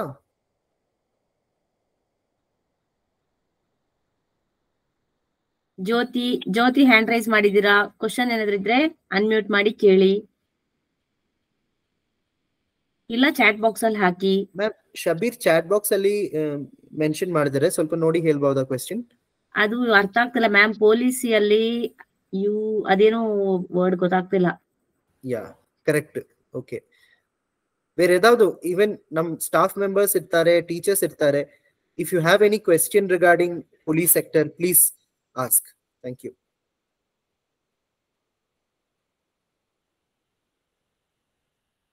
ಮಕ್ಕಳಲ್ಲಿ ಇನ್ನೊಂದು ನನ್ನ ಮನವಿ, ಇತ್ತೀಚೆಗೆ ನಾನು ಕಾಣುತ್ತಿರೋ ಪ್ರಕರಣಗಳಲ್ಲಿ ನೋಡ್ತಾ ಇರೋದಂದ್ರೆ ರೆಸ್ಪೆಕ್ಟ್ ತುಂಬಾ ಕಡಿಮೆ ಆಗ್ತಿದೆ. ಮನೇಲಿ ಆಗಿರ್ಬೋದು, ಅಥವಾ ಸ್ಕೂಲಲ್ಲಿ ಆಗಿರ್ಬೋದು, ಅಥವಾ ನಮ್ಮ ಹಿರಿಯರು ಬೇರೆ ಯಾರೇ ಆಗಿರ್ಬೋದು, ಒಂದು ಗೌರವ ಸೂಚನೆ, ಗೌರವ ಕೊಡುವ ರೀತಿ, ಅದನ್ನ ನಾವು ಈಗಲೇ ಬೆಳೆಸ್ಕೊಂಡಿಲ್ಲ ಅಂದ್ರೆ ಮುಂದೆ ಬರೋದೇ ಇಲ್ಲ ಮಕ್ಕಳೇ. ಮತ್ತೆ ನಮ್ಮ ನಿಮಗೆ ಮಕ್ಕಳಾದಾಗ ಅದು ಗೊತ್ತಾಗುತ್ತೆ ಎಷ್ಟು ನೋವಾಗಿರ್ಬೋದು ನಾನು ಆಗ ನಡ್ಕೊಂಡ ರೀತಿ ಅಂತ. ಸೊ ಅದನ್ನ ದಯವಿಟ್ಟು ತಿಳ್ಕೊಳ್ಳಿ. ಶಿಕ್ಷಕರು ಎಲ್ರು ಏನು ಒಳ್ಳೆಯವರು ಅಂತೂ ಹೇಳಕ್ಕಾಗಲ್ಲ, ಅಥವಾ ಪೊಲೀಸಲ್ಲೇ ಇರ್ಬೋದು, ಎಲ್ಲ ಇಲಾಖೆಯಲ್ಲೂ ಇರ್ಬೋದು. ಆದ್ರೆ ಯಾರೋ ಒಬ್ರು ಇಬ್ರು ಮಾಡೋ ತಪ್ಪಿಗೆ ಎಲ್ಲ ಇಲಾಖೆಯನ್ನೇ ದೂರೋದು ಸರಿಯಲ್ಲ. ಹಾಗಾಗಿ ನಾವು ಕೂಡ ಅಷ್ಟೇ ಸ್ವಲ್ಪ ಗೌರವ ಕೊಟ್ಕೊಳ್ಳೋದ್ರ ಜೊತೆಗೆ ನಾವ್ ಹೇಗಿರ್ಬೇಕು, ನಮ್ ಬಿಹೇವಿಯರ್ ಹೇಗಿರ್ಬೇಕು ಅನ್ನೋದನ್ನ ನಾವು ತಿಳ್ಕೊಬೇಕು. ಎಲ್ಲವೂ ಏನೋ ನಮ್ಗೆ ಫ್ರೀಡಮ್ ಕೊಟ್ಟಿದ್ದಾರೆ ಅಂತ ಹೇಳಿ ಅದನ್ನ ಎಲ್ಲಾ ರೀತಿಯಲ್ಲೂ ಬಳಸ್ತಾ ಇರೋದು ಅಷ್ಟೊಂದು ಸರಿಯಲ್ಲ. ಈಗಿನ ಕಾಲದಲ್ಲಂತೂ ನೋಡ್ತಾ ಇದೀವಿ, ಎಷ್ಟು ಮಕ್ಕಳು ಸಿಗರೇಟ್ ಸೇದೋದಿರ್ಬೋದು, ಡ್ರಗ್ಸ್ ಎಡಿಟ್ ಆಗಿರೋದಿರ್ಬೋದು, ಅಥವಾ ಪೋಕ್ಸೋ ಅಂತ ಪ್ರಕರಣಗಳಲ್ಲಿ, ಅದಂದ್ರೆ ಈ ಲವ್ ಅಂತ ಬಂದು ಪೋಕ್ಸೋ ಪ್ರಕರಣಗಳಲ್ಲಿ ಭಾಗಿಯಾಗ್ತಾ ಇರೋದಿರ್ಬೋದು, ಅಥವಾ ಹೆಣ್ಣು ಮಕ್ಕಳಿಗೆ ಎಸ್ಪೆಷಲಿ ಎಷ್ಟು ಪ್ರಕರಣಗಳನ್ನ ನೋಡ್ತಾ ಇದೀವಿ ಅಂದ್ರೆ ಬೇಸರ ಆಗತ್ತೆ. 8th 9th ಸ್ಟ್ಯಾಂಡರ್ಡ್ಗೆನೆ ಮಕ್ಕಳು ಗರ್ಭಿಣಿ ಆಗೋದು, ಆ ಗರ್ಭಿಣಿ ಆಗಿದ್ದೀನಿ ಅನ್ನೋ ಅರಿವೇ ಆ ಮಗುಗಿಲ್ಲದೆ ಇನ್ನೊಂದು ಮಗುವಿಗೆ ಜನ್ಮ ನೀಡೋದಿರ್ಬೋದು, ಅಥವಾ ದೊಡ್ಡವರ ಜೊತೆ ಸ್ನೇಹ ಫ್ರೆಂಡ್ಶಿಪ್ ಮಾಡಿ ಯಾರ್ಯಾರ ಜೊತೆ ಒಡೆದಾಟಕ್ಕೆ ಹೋಗೋದಿರ್ಬೋದು, ಅಥವಾ ಇನ್ನೇನು ಕ್ರೈಮ್ಗಳಲ್ಲಿ ಭಾಗಿಯಾಗೋದಿರ್ಬೋದು. ಯಾಕೆಂದ್ರೆ ದೊಡ್ಡವರು ಮಕ್ಕಳನ್ನ ಬಹಳಷ್ಟು ಬೇಗ ತಮ್ಮ ವಶಕ್ಕೆ ತಗೊಳ್ತಾರೆ. ಯಾಕಂದ್ರೆ ಮಕ್ಳಿಗೊಂದು ಚಾಕ್ಲೇಟ್ ಕೊಟ್ರೆನಾ, ಅಥವಾ ಯಾಕಂದ್ರೆ ಮನೇಲಿ ಯಾರು ಕೇಳಿದ ತಕ್ಷಣ ದುಡ್ಡು ಕೊಡಲ್ಲ, ಅಥವಾ ಇನ್ನೇನೊಂದು ಕೊಡಲ್ಲ. ಬಟ್ ದೊಡ್ಡವರು ಅದನ್ನ ಆ ತಕ್ಷಣ ಕೊಟ್ಟ ತಕ್ಷಣ ನಾವು ಅವ್ರ ಜೊತೆ ಅಣ್ಣನೋ ಅಥವಾ ಬ್ರೋ ಅಂತಲೋ ಅಥವಾ ಇನ್ನೇನೋ ಒಂದು ಫ್ರೆಂಡ್ ಅಂತ ಹೇಳಿ ಅವ್ರ ಜೊತೆ ಹೋಗ್ಬಿಡ್ತೀವಿ. ಅವರು ಮಕ್ಕಳನ್ನ ಬೇರೆ ಬೇರೆ ರೀತಿಯ ಚಟುವಟಿಕೆಗಳಿಗೆ ಭಾಗಿಗಳನ್ನಾಗಿ ಮಾಡ್ಕೊಳ್ತಾರೆ. ಯಾಕೆಂದ್ರೆ ಮಕ್ಕಳು ಮಾಡಿದಾಗ ಅದಕ್ಕೆ ಶಿಕ್ಷೆ ಪ್ರಮಾಣ ಕಡಿಮೆ, ಅಥವಾ ನಾವು ತಪ್ಪಿಸ್ಕೊಳ್ಳಿಕ್ಕೆ ದೊಡ್ಡವರಾದವ್ರಿಗೆ ಈಸಿ ಅನ್ನೋದಕ್ಕೋಸ್ಕರ ಮಕ್ಕಳನ್ನೇ ಮುಗ್ಧರು, ಅವ್ರಿಗೆ ಏನು ಗೊತ್ತಿಲ್ಲ ಅನ್ನೋದು ಅರಿವಿರೋದ್ರಿಂದಲೇ ದೊಡ್ಡವರು ಮಕ್ಕಳನ್ನ ಬಳಸ್ಕೊಳ್ತಾ ಇದ್ದಾರೆ. ಅದ್ರಿಂದ ನೀವು ದಯವಿಟ್ಟು ಆದಷ್ಟು ಅದ್ರ ಕಡೆ ತುಂಬಾ ಸೂಕ್ಷ್ಮವಾಗಿರ್ಬೇಕು. ಮ್ಯಾಮ್ ಎಸ್, ಯಾವ ತರ ಕರೆಕ್ಟ್ ನೀವು ಹೇಳಿದ್ದು ಕರೆಕ್ಟ್. ಈ ರೈಟ್ ನಾವು ಸೊಸೈಟಿಯಲ್ಲಿ ತುಂಬಾ ನೆಗೆಟಿವ್ ಎಲಿಮೆಂಟ್ಸ್ ಇದೆ, ಬಟ್ ಮಕ್ಕಳಾಗಿ ಲೈಕ್ ಇಲ್ಲಿ ನಮ್ ಇದಲ್ಲಿ ತುಂಬಾ ಒಳ್ಳೇದಾಗಿ ಆಲ್ಸೋ ಮಕ್ಕಳು ಜಾಯಿನ್ ಮಾಡ್ತಾರೆ, ಲೈಕ್ ಎಲ್ಲರೂ ಇರ್ತಾರೆ. ಸೊ ಅವ್ರು ಯಾವ ತರ ನಾವು ಪ್ರೊಟೆಕ್ಟ್ ಮಾಡ್ಬೇಕು, ಯಾವ ತರ like they should behave, so that like ಯಾವ್ದು ಪ್ರಾಬ್ಲಮ್ ಬಂದಿದೆ ಯಾವ ತರ ಅದು ನಮಗೀಗ ಗೊತ್ತಿಲ್ಲ. ಯಾಕಂದ್ರೆ ಮಕ್ಕಳು 18 ವರ್ಷದ ಒಳಗಿನ ಮಾಡೋ ಮಕ್ಕಳಿಗೆ ಪೂರ್ಣ ಪ್ರಮಾಣದಲ್ಲಿ ಅರಿವು ಇರೋದಿಲ್ಲ, ಕಾನೂನಿನ ಬಗ್ಗೆ ಜ್ಞಾನ ಇರಲ್ಲ, ತಿಳುವಳಿಕೆ ಇರಲ್ಲ. ಹಾಗಾಗಿ ಅವ್ರನ್ನ ಮಕ್ಕಳು ಅಂತ ಪರಿಗಣಿಸ್ತೀವಿ. ಹಾಗಾಗಿ ಮಕ್ಕಳು ಏನಾದ್ರು ಮಾಡಿದಾಗ ಕ್ಷಮೆ ಇರುತ್ತೆ ಅಂತ ಹೇಳ್ತೇವೆ. ಬಟ್ ಮಕ್ಕಳಿಗೆ ಒಂದು ಸಲ ಮಾಡಿದಾಗ ನಂತರದಲ್ಲಿ ಬೇರೆಯವರಿಂದ ಸಿಕ್ಕಾಕೊಂಡಾಗ, ಅಥವಾ ಅವ್ರಿಗೇನೆ ಅದು ನಾನ್ ಮಾಡ್ತಾ ಇರೋದು ತಪ್ಪು ಅಂತ ಅನಿಸ್ದಾಗ, ಅಥವಾ ಕುಟುಂಬದಲ್ಲಿರೋರು ಅದನ್ನ ಫೈಂಡ್ ಔಟ್ ಮಾಡಿ ಮಗ ನೀನ್ ಈ ತರ ಮಗಳು ಈ ತರ ಮಾಡ್ತಾ ಇರೋದು ಇದು ಸರಿಯಲ್ಲ ಅಂತ ನಮ್ಗೆ ಹೇಳಿದ ತಕ್ಷಣ ಹೊರ ಬರ್ಲಿಕ್ಕೆ ಕಷ್ಟ ಆಗ್ತಾ ಇದೆ ಅಂದ್ರೆ ದಯವಿಟ್ಟು ನಿಮಗೆ ನೆಚ್ಚಿನ ಮನೇಲಿ ಹೇಳ್ಕೊಳಕ್ ಆಗಲ್ಲ, ಅಥವಾ ಮನೇಲಿ ಇದ್ರೆ ಮನೆಯಲ್ಲಿ ಹೇಳ್ಕೊಳ್ಳಿ, ಇಲ್ಲ ಅಂದ್ರೆ ಫ್ರೆಂಡ್ ಸರ್ಕಲ್ ಅಲ್ಲಿ ಹೇಳ್ಕೊಳ್ಳಿ, ಇಲ್ಲ ಅಂದ್ರೆ ಟೀಚರ್ಸ್ ಗಳ ಹತ್ರ ಹೇಳ್ಕೊಳ್ಳಿ. ಇದು ಯಾರ ಹತ್ರ ಹೇಳಲಿಕ್ಕೆ ನಿಮಗೆ ಇಷ್ಟ ಇಲ್ಲ ಅಂತಂದ್ರೆ ದಯವಿಟ್ಟು 1098 ಆರ್ 112ಗೆ ಕಾಲ್ ಮಾಡಿ. ನಿಮ್ಗೆ ಏನ್ ಆಗ್ತಾ ಇದೆ ಸಮಸ್ಯೆ, ಯಾರಿಂದ ಆಗ್ತಾ ಇದೆ, ಹೇಗ್ ಹೊರಗಡೆ ಬರ್ಬೇಕು, ಬಟ್ ಯಾವುದೇ ರೀತಿಯಲ್ಲಿ ನಾನ್ ಹೇಳಿದೆ ಅಂತ ನೀವು ವಿಚಾರವನ್ನ ಅವರಿಗೆ ದಯವಿಟ್ಟು ತಿಳಿಸ್ಬೇಡಿ ಸರ್. ಇದು ನನ್ನ ವಿಚಾರ ಅಂತ ಹೇಳಿದ್ರೆ ಯಾವ ಕಾರಣಕ್ಕೂ ಪೊಲೀಸ್ನವರು ಅದನ್ನ ನೀವು ಹೇಳ್ತಾ ಇದ್ದೀರಾ ಅಂತ ಯಾವತ್ತೂ ಯಾರಿಗೂ ಒಂದು ಸೂಚನೆಯನ್ನು ಕೂಡ ಕೊಡೋದಿಲ್ಲ. ಗೌಪ್ಯತೆಯನ್ನ ಕಾಪಾಡ್ತಾರೆ, ಕಾನ್ಫಿಡೆನ್ಷಿಯಲ್ ಆಗಿ ಇಟ್ಕೊಂಡಿರ್ತಾರೆ. ಬಟ್ ನಿಮಗೆ ಅವರಿಂದ ಯಾವ ರೀತಿಯಲ್ಲಾದ್ರೂ ಸಹಾಯಗಳು ಖಂಡಿತವಾಗಿ ಯಾವ ರೀತಿ ಬೇಕು ಅಂತ ಕೇಳಿದ್ರೆ ಆ ರೀತಿಯಲ್ಲಿ ಅವರು ಮಾಡಿಕೊಡ್ಲಿಕ್ಕೆ ಈ ಕಾನೂನುಬದ್ಧವಾಗಿ ಇದ್ದೇ ಇರ್ತಾರೆ. ಜೊತೆಗೆ ನಿಮ್ಗೆ ಹೌದು ಸರ್, ಜೊತೆಗೆ ನಿಮಗೆ ಏನಾದ್ರೂ ಕೌನ್ಸಿಲಿಂಗ್ ಅವಶ್ಯಕತೆ ಇರುತ್ತೆ. ಯಾಕಂದ್ರೆ ತಕ್ಷಣ ತುಂಬಾ ಅದ್ರಲ್ಲಿ ಡೀಪ್ ಆಗಿ ಹೋಗಿರೋರಿಗೆ ತಕ್ಷಣ ಹೊರ ಬರ್ಲಿಕ್ಕೆ ಕಷ್ಟ ಆಗ್ಬೋದು. ಅಂತ ಟೈಮಲ್ಲಿ ಅವ್ರಿಗೆ ಏನಾದ್ರು ಕೌನ್ಸಿಲಿಂಗ್ ಅವಶ್ಯಕತೆ ಇದೆ ಅಂದ್ರೆ ಕೂಡ ನೀವು ಅದನ್ನ 112 ಅಥವಾ 1098ಗೆ ಫ್ರೀ ಕಾಲ್ ಇದೆ, ನೀವು ಮಾಡಿ ಕೇಳಿದ್ರೆ ಖಂಡಿತವಾಗಿ ನಿಮಗೆ ಅದನ್ನು ಕೂಡ ಒದಗಿಸಿ ಕೊಡ್ತಾರೆ ಫ್ರೀ ಆಗಿ. 1098 1098. ಸೊ ಅದೇ ನಂಬರ್ 112 ಬಂದಿದೆ ಸರ್. ಈಗ ಎಮರ್ಜೆನ್ಸಿ ರೆಸ್ಪಾನ್ಸ್ ಸರ್ವಿಸ್ ಸಿಸ್ಟಮ್ ಅಂತ ERSS 112 ಅಂತ ಇದೆ ಸರ್. ಇನ್ ಕೇಸ್ ಅಲ್ಲಿಂದ ಕೂಡ ನೀವು ಕಾಲ್ ಮಾಡಿ ಹೇಳಿದ್ರು ಅದು 1098 ಕನೆಕ್ಟ್ ಆಗುತ್ತೆ ಸರ್. ನಿಮ್ಗೆ ಯಾವ ರೀತಿಯಲ್ಲಿ ಹೆಲ್ಪ್ ಬೇಕೋ ಅದನ್ನ ಖಂಡಿತವಾಗಿ ಮಾಡ್ತಾರೆ. ಇನ್ ಕೇಸ್ ನೀವೇನಾದ್ರು ಒಂದು, ಈಗ ಮಕ್ಳು ಯಾರು ನಡ್ಕೊಂಡು ಹೋಗ್ತಾ ಇದ್ದಾರೆ, ನನ್ನನ್ನು ಯಾರು ಹಿಂಬಾಲಿಸ್ತಿದ್ದಾರೆ, ಮುಂದೆ ನನಗೆ ಏನಾದ್ರು ತೊಂದರೆ ಆಗ್ಬೋದು, ಅಥವಾ ನನಗೆ ಎಲ್ಲೋ ನನ್ಗೆ ಯಾರೋ ಏನೋ ಒಂದು ತಂದು ಕೊಟ್ಟಿದ್ದಾರೆ, ಅದನ್ನ ಅವನಿಗೆ ಕೊಡು ಅಂತ ಪ್ರತಿದಿನ ನನ್ಗೇನೋ ತೊಂದರೆ ಮಾಡ್ತಾ ಇದ್ದಾರೆ, ನನಗೆ ಇದರಿಂದ ಕಷ್ಟ ಆಗ್ತಾ ಇದೆ ಅಂತಲೋ, ಅಥವಾ ಯಾರೋ ನನ್ಗೇನೋ ಮೆಸೇಜ್ ಮಾಡ್ತಿದ್ದಾರೆ ಅಂತಲೋ, ಈ ತರ ಬೇರೆ ಯಾರ ಹತ್ರ ಹೇಳ್ಕೊಳಕ್ ಆಗ್ತಾ ಇಲ್ಲ, ಬಟ್ ನನಗೆ ರಕ್ಷಣೆ ಬೇಕು ಯಾವ ರೀತಿ ಅಂತ ಇದ್ದಾಗ್ಲೂ ಕೂಡ ನೀವು ಇದಕ್ಕೆ ಕಾಲ್ ಮಾಡ್ಬೋದು. ನಿಮ್ಮ ಹೆಸರನ್ನ ನೀವು ಹೇಳಿದ್ಮೇಲೆ ನೀವ್ ಇದನ್ನ ಯಾರಿಗೂ ತಿಳಿಸ್ಬೇಡಿ, ಕಾನ್ಫಿಡೆನ್ಷಿಯಲ್ ಆಗಿರ್ಲಿ ಅಂತ ಹೇಳಿ. ಬಟ್ ನೀವ್ ಮಾಹಿತಿ ಕೊಟ್ಟ ಮೇಲೆ ಅವ್ರು ಕೇಳುವಾಗ ಅವರ ಟಚ್ ಅಲ್ಲಿ ಇರ್ಬೇಕು. ಯಾಕೆಂದ್ರೆ ನೀವ್ ಎಲ್ಲಿದ್ದೀರಾ, ಏನಾಗ್ತಿದೆ, ಯಾರಿಂದ, ಕೆಲವು ವಿಚಾರಗಳನ್ನ ತಿಳ್ಕೊಳ್ಬೇಕಾಗಿರುತ್ತೆ. ಹಾಗಾಗಿ ಅವ್ರ ಜೊತೆ ಟಚ್ ಅಲ್ಲಿ ಇದ್ದು ಯಾವ ಕಾರಣಕ್ಕೂ ನಿಮ್ಮನ್ನ ಅವರು ಎಂದಿಗೂ ಹೇಳ್ಬಾರ್ದು ಅಂತಂದ್ರೆ ಹೇಳಕ್ಕೆ ಹೋಗಲ್ಲ. Okay, thank you for sharing that ma'am. Again ಮಕ್ಕಳ ಟೀಚರ್ಸ್ ನಿಮ್ಮ ಹತ್ರ ಏದಾದ್ರು ಕ್ವೆಶ್ಚನ್ಸ್ ಇದೆ ಪೊಲೀಸ್ ಸೆಕ್ಟರ್ ಬಗ್ಗೆ, ಪ್ಲೀಸ್ ಚಾಟ್ ಅಲ್ಲಿ ಶೇರ್ ಮಾಡಿ. Yes, will give next 5 minutes for that. ಇಲ್ಲ ಅಂದ್ರೆ ಹ್ಯಾಂಡ್ ರೈಸ್ ಮಾಡಿ ಅನ್ಮ್ಯೂಟ್ ಮಾಡಿ ಇದಾಗಲ್ಲ. Vinutha ma'am, any other questions you can see? No sir, nothing. ಆಮೇಲೆ ಮಕ್ಕಳು ಸ್ಕೂಲಲ್ಲಿ ಕೂಡ ಅಷ್ಟೇ, ಇವಾಗ ಮೊದಲು ಹೇಳ್ತಾ ಇದ್ರು ಯಾರೋ ಅಪರಿಚಿತ ವ್ಯಕ್ತಿಗಳಿಂದ ಮಕ್ಕಳಿಗೆ ತೊಂದರೆ ಆಗ್ತಿದೆ ಅಂತ ಒಂದು ಕಾನ್ಸೆಪ್ಟ್ ಮೊದಲು ಇತ್ತು. ಆದ್ರೆ ಈಗ ಹೇಳ್ಬೇಕು ಅಂದ್ರೆ ಈಗಿನ ಪ್ರೆಸೆಂಟ್ ಸಿಚುವೇಶನ್ ಅಲ್ಲಿ ಪರಿಚಯಸ್ಥರಿರ್ಬೋದು, ರಕ್ತ ಸಂಬಂಧಿಗಳಿರ್ಬೋದು, ಅದು ಅಪ್ಪ ಅಮ್ಮ, ಅಣ್ಣ ತಮ್ಮ, ಚಿಕ್ಕಪ್ಪ ದೊಡ್ಡಪ್ಪ, ಅಕ್ಕ ಮಾವ, ಅಥವಾ ಟೀಚರ್ಸ್ ಗಳಿರ್ಬೋದು, ಅಥವಾ ನೀವು ಎಲ್ಲಾರು ಬೇರೆ ಕಡೆ ಇವಾಗ ದೊಡ್ಡಮ್ಮ ಚಿಕ್ಕಮ್ಮ ಅಂತ ಹೋಗ್ತಾ ಕಡೆ ಇರ್ಬೋದು, ಯಾವುದೇ ಸಂಸ್ಥೆಗಳಲ್ಲಿ ಹೋಗ್ತಾ ಇಲ್ಲ, ಎಲ್ಲಿ ಆದ್ರೂ ಕೂಡ ಈಗ ಮಕ್ಕಳು ತುಂಬಾನೇ ಸೇಫ್ ಅಂತ ಹೇಳಕ್ ಆಗಲ್ಲ. ಕೆಲವೊಂದು ಕಡೆಗಳಲ್ಲಿ ಮಕ್ಕಳಿಗೆ ತೊಂದರೆ ಆಗ್ತಿರುವಂತದ್ದು ನಿಜ. ಅಂತದ್ದು ಇದ್ದಾಗ ನೀವು ದಯವಿಟ್ಟು ಇಂಥ ಹೆಲ್ಪ್ ಲೈನ್ ಅನ್ನ ಉಪಯೋಗಿಸ್ಕೊಂಡು ಕೂಡ ನಿಮ್ಮ ರಕ್ಷಣೆಯನ್ನ ನೀವು ಮಾಡ್ಕೋಬಹುದು. ಮಕ್ಕಳು ಯಾರಾದ್ರೂ ಕ್ವಶನ್ಸ್ ಇದೆಯಾ, ಕೇಳೋದಿದ್ಯಾ, ಇಲಾಖೆ ಬಗ್ಗೆ, ಸೇರೋದ್ರ ಬಗ್ಗೆ ಬೇರೆ ಏನಾದ್ರು ಕ್ವಶನ್ಸ್ ಕೇಳೋದಿದ್ಯಾ? ಜ್ಯೋತಿ ಕೇಳಿಪ್ಪ. ನಾವು ಪೊಲೀಸ್ ಆಗ್ಬೇಕು ಅಂದ್ರೆ ಎಷ್ಟು ವರ್ಷ ಟ್ರೈನಿಂಗ್ ಮಾಡ್ಬೇಕಾಗುತ್ತೆ? ನೀವು ಪೊಲೀಸಿಗೆ ಜಾಯಿನ್ ಆದ್ಮೇಲೆ ನಿಮ್ಮನ್ನ ಟ್ರೈನಿಂಗಿಗೆ ಕಳಿಸಿದ ದಿನದಿಂದ 9 ತಿಂಗಳ ತರಬೇತಿ. Okay, thank you ma'am. 9 months. 9 months ಅಲ್ಲಿ ಎಲ್ಲ ಟ್ರೈನಿಂಗ್ ಮುಗ್ದೋಗುತ್ತಾ ಮ್ಯಾಮ್? ಹೌದು. ಆಮೇಲೆ ಡೈರೆಕ್ಟ್ ಜಾಯ್ನಿಂಗ್ ಇರುತ್ತಾ? ಆಮೇಲೆ ಬಂದು ಹೆಡ್ ಕ್ವಾರ್ಟರ್ಗೆ ರಿಪೋರ್ಟ್ ಮಾಡ್ಕೊಳ್ತಾರೆ. ಆಮೇಲೆ ಅವರಿಗೆ ಇಂಥ ಸ್ಟೇಷನ್ ಅಥವಾ ಇಂಥ ಕಡೆ ಅಂತ ನೇಮಕ ಮಾಡ್ತಾರೆ. ಅವ್ರು ಅಲ್ಲಿ ಹೋಗಿ ಡ್ಯೂಟಿ ಮಾಡ್ತಾರೆ ಇಂಡಿಪೆಂಡೆಂಟ್ ಆಗಿ. ಓಕೆ. ಬೇರೆ ಏನಾದ್ರು ಯಾರಾದ್ರೂ ಕೇಳೋದಿದ್ಯಾ? ಸ್ಟೂಡೆಂಟ್ಸ್, ಟೀಚರ್ಸ್, ಪೇರೆಂಟ್ಸ್ ಯಾರಾದ್ರೂ ಕ್ವಶನ್ಸ್ ಕೇಳ್ಬೋದು. ಇಲ್ಲ ಅಂದ್ರೆ ವೈಂಡ್ ಅಪ್ ಮಾಡೋಣ. Ma'am, like again students 8th 9th 10th ಅಲ್ಲಿ ಮಕ್ಕಳು ಇದ್ರು.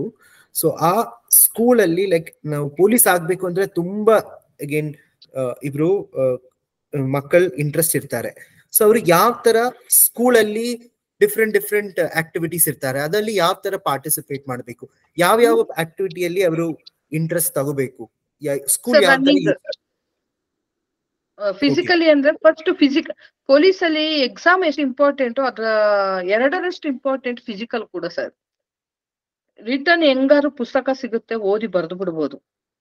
ಬಟ್ ಬರ್ದು ನೀವು ಔಟ್ ಆಫ್ 100ಗೆ ಔಟ್ ಆಫ್ ತಗೊಂಡಿದ್ರು ಕೂಡ ಫಿಸಿಕಲಿಯಲ್ಲಿ 1 ಮಾಡಿಲ್ಲ, 3 ಮಾಡ್ಲೇಬೇಕು. ಒಂದು running, height to weight chest ಆದ್ಮೇಲೆ 3 ತರದ್ ಇರುತ್ತೆ. ರನ್ನಿಂಗ್ ಇರುತ್ತೆ, ಲಾಂಗ್ ಜಂಪ್ ಇರುತ್ತೆ, ಹೈ ಜಂಪ್ ಇರುತ್ತೆ, ಅದರ್ವೈಸ್ ಶಾರ್ಟ್ ಪುಟ್ ಇರುತ್ತೆ. ಇದು 4ರಲ್ಲಿ 3 ಇವೆಂಟ್ ಕಡ್ಡಾಯವಾಗಿರುತ್ತೆ. ಅದನ್ನ ಮಾಡ್ಲೇಬೇಕು. ಅದ್ರ 1 ಮಾಡಿಲ್ಲ ಅಂದ್ರೂ ಕೂಡ ಅವ್ರು ಡ್ರಾಪ್ ಔಟ್ ಆಗ್ತಾರೆ. ಹಾಗಾಗಿ ಫಿಸಿಕಲ್ ಸ್ಟ್ರೆಂತ್ ಕೂಡ ಅಷ್ಟೇ ಇಂಪಾರ್ಟೆಂಟ್ ಅಂತ. ಅದಕ್ಕೆ ನಾನು ಆಗ್ಲೇ ಹೇಳಿದೆ ಸರ್, ಮಕ್ಕಳಿಗೆ ಇವಾಗ್ಲಿಂದಲೇ ನೀವು ರೂಢಿಸ್ಕೋಬೇಕು. ರನ್ನಿಂಗ್ ಇರ್ಬೋದು, ಹಾರೋದಿರ್ಬೋದು, ಅಥವಾ ಗೇಮ್ಸ್ ಗಳಲ್ಲಿ ತೊಡಗಿಸ್ಕೊಳ್ಳೋದಿರ್ಬೋದು. ಬಾಡಿಯನ್ನ ನೀವು ಸ್ಟಿಫ್ ಆಗಿ ಇಟ್ಕೊಂಡಿರ್ಬೇಕು, ಹೆಲ್ತ್ ಆಗಿ ಇಟ್ಕೊಂಡಿರ್ಬೇಕು ಅಂತ ಹೇಳಿದ್ವಿ. ಮ್ಯಾಮ್ ನಿಮ್ಗೆ ಏನಾದ್ರು ಸ್ಪೋರ್ಟ್ಸ್ ಬ್ಯಾಕ್ ಗ್ರೌಂಡ್ ಹೋಯ್ತಾ? ಈ ತರ ಏನಾದ್ರು ಹೆಲ್ಪ್ ಆಯ್ತಾ? ಹಾ ಮ್ಯಾಮ್, ನಾನು ಸ್ಕೂಲ್ ಡೇಸ್ ಗಳಲ್ಲೇ ಮೊದ್ಲಿಂದೇ ರನ್ನಿಂಗ್ ಮತ್ತು ಲಾಂಗ್ ಜಂಪ್ ನನ್ನ ಇವೆಂಟ್. ಸೊ ಇವಾಗ್ಲೂ ನಾನು ಸ್ಪೋರ್ಟ್ಸ್ ಅಂತ ಬಂದಾಗ ಎಲ್ಲದರಲ್ಲೂ ಭಾಗವಹಿಸ್ತೇನೆ. ಎಬೋ 45 ಈಗ ಮೊನ್ನೆ ನಮ್ಮ ರನ್ನಿಂಗ್ ಆಯ್ತು, ಅದ್ರಲ್ಲೂ ಕೂಡ ನಾವು ಪ್ರೈಸ್ ತಗೊಂಡಿದ್ದೇವೆ. ಈಗ್ಲೂ ಬಿಟ್ಟಿಲ್ಲ, ಅದನ್ನ ಮಾಡ್ತಾ ಇದ್ದೇವೆ. ಇಟ್ಕೋಬೇಕು physical fitness. Correct ma'am. Shabeer ma'am, I want to join and I want to work hard ಅಂತ ಹಾಕಿದ್ದಾರೆ. ಶಬೀರ್ ಅವ್ರಿಗೆ ಏನಾದ್ರು ನಿಮ್ಮ ಕಡೆಯಿಂದ ಮಾಹಿತಿ ಇದೆಯಾ? ಶಬೀರ್ ಅವ್ರು ಪಾಪ ಆಗ್ತಾ ಇದಾರೆ, ಆಗ್ಲಿಂದ ಮೆಸೇಜ್ ಅದು ಪರಿಪೂರ್ಣವಾಗಿ ಬರ್ತಾ ಇಲ್ಲ. ಬಟ್ ಏನೇ ಇರ್ಲಿಕ್ಕಂದ್ರ ಚೆನ್ನಾಗಿ ಓದ್ಬೇಕು. ಓದೋದ್ರ ಜೊತೆಗೆ ಫಿಸಿಕಲಿ ಫಿಟ್ನೆಸ್ ನಾನು ಈಗ ಏನ್ ಹೇಳಿದೆ ಅದನ್ನ ನೀವು ದಯವಿಟ್ಟು ಈಗ್ಲಿಂದೇ ಪ್ರಾರಂಭಿಸಿದ್ರೆ ಮಾತ್ರ ನೀವು ಆಗ ಆ ಹಂತವನ್ನ ತಲುಪಬಹುದು. ಯಾಕಂದ್ರೆ 1500 ಅನ್ನ ಈ 5 ನಿಮಿಷಗಳಿಗೆ ಓಡ್ಬೇಕು ಅಂದಾಗ ಅದು ಅಷ್ಟು ಈಸಿ ಅಲ್ಲ. ಈವನ್ ನೀವು ಈಗಲಿಂದೇ ಅದನ್ನ ಮಾಡ್ಕೊಂಡ್ರೆ ಪೊಲೀಸಿಗೆ ಇಟ್ಕೊಂಡಿರುವ ಏಮ್ ನೆಕ್ಸ್ಟ್ ನೀವು ಆರ್ಮಿ ಕಡೆಗೂ ಬರ್ಬೋದು. ಸೊ ಅದು ಕೂಡ ಅಷ್ಟೇ, ಇದಕ್ಕಿಂತ ಡಬಲ್ ಕಠಿಣವಾಗಿರುತ್ತೆ. ಹಾಗಾಗಿ ನೀವ್ ಈಗ್ಲಿಂದೇ ಅದನ್ನೆಲ್ಲವನ್ನ ಇಟ್ಕೊಂಡು ಮನಸ್ಸಿನಲ್ಲಿ ನಾನು ಇಂಥದ್ದೇ ಆಗ್ಬೇಕು ಅಂತಿದ್ರೆ ದಯವಿಟ್ಟು ಅದಕ್ಕೆ ಸಂಬಂಧಪಟ್ಟದನ್ನ ನೀವು ಅಚೀವ್ ಮಾಡ್ಬೇಕು. ಅಂದ್ರೆ ಏನ್ ಬೇಕು ಅದೆಲ್ಲವನ್ನು ಕೂಡ ನೀವು ಪರಿಪೂರ್ಣರಾಗಿ ಮಾಡ್ಕೊಂಡಿರ್ಬೇಕು. ಓಕೆ, ಬೇರೆ ಯಾರಾದ್ರೂ ಕ್ವಶನ್ಸ್ ಕೇಳೋದಿದ್ಯಾ ಅಥವಾ?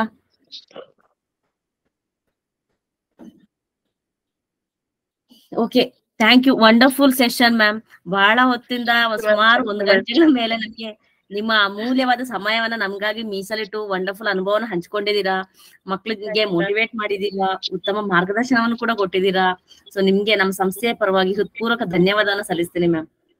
Thank you ma'am. ನಿಮ್ ಸಂಸ್ಥೆಗೂ ಕೂಡ ನಾನು ಕೂಡ ಧನ್ಯವಾದಗಳನ್ನ ಸಲ್ಲಿಸ್ತಾ ಇದ್ದೇನೆ. ಯಾಕೆಂದ್ರೆ ಈ ಒಂದು ಅವಕಾಶ ನಮಗೂ ಸಿಗೋದು ತುಂಬಾ ಒಂಥರ ಖುಷಿ ಕೊಡುತ್ತೆ. ಈ ಮಾಮೂಲಿ ಸ್ಕೂಲ್ಗಳಿಗೆ ಹೋಗಿ ಮಕ್ಕಳಿಗೆ ಒಂದು ತರ ಈ ಕಾಯ್ದೆ ಹೀಗೆ ಹೇಳುತ್ತೆ ಹೀಗೆ ಅಂತ ಹೇಳೋದು ಒಂದು ತರ. ಮಕ್ಕಳು ಇದಕ್ಕೆ ಬರ್ತೇನೆ ಅಂತ ಫೀಲ್ಡ್ಗೆ ಇರುವಾಗ ಅವ್ರಿಗೆ ಉರುದುಂಬಿಸಿ ನಮ್ ಕೈಲಾದ ಅಳಿಲು ಸೇವೆಯನ್ನ ಮಾಡ್ಲಿಕ್ಕೆ ಒಂದು ಅವಕಾಶ ಮಾಡ್ಕೊಟ್ಟಿದ್ದೀರಲ್ಲ, ನಿಮ್ಗೂ ಕೂಡ ತುಂಬಾ ತುಂಬಾ ಧನ್ಯವಾದಗಳು. ಅಭಾರಿಯಾಗಿದ್ದೇನೆ. Thank you so much ma'am. Thank you. Also ma'am, ಈ ಸೆಷನ್ ನಾವು ರೆಕಾರ್ಡ್ ಮಾಡಿದ್ವಿ. ಅದು ನಾವು ಕ್ರೀಸ್ ಶಾಲೆಗಳಲ್ಲಿ also we are working in around 180 school. Suma madam may be have told. So ಎಲ್ಲಾ ಮಕ್ಕಳು ಸ್ಕೂಲ್ಸ್ ಅಲ್ಲಿ we are sharing this, YouTube ಅಲ್ಲಿ ಅಪ್ಲೋಡ್ ಮಾಡಿ. So thank you so much for putting your time. And ಯಾರು ಆಮೇಲೆ ಯೂಟ್ಯೂಬ್ ಅಲ್ಲಿ ನೋಡ ಜನ, those who are looking at YouTube later, please look at the video. You will understand ಯಾವ್ದು strength ಬೇಕು, ಯಾವ್ದು ಇಂಟ್ರೆಸ್ಟ್ ನಿಮ್ಗೆ ಬೇಕು ಪೊಲೀಸ್ ಸೆಕ್ಟರ್ ಅಲ್ಲಿ ಹೋಗ್ಬೇಕು ಅಂದ್ರೆ. Sumathi ma'am, thank you so much for coming here and sharing it with us. Yes. Thank you. Thank you, ma'am. Students, colleagues, donors, ಎಲ್ಲರೂ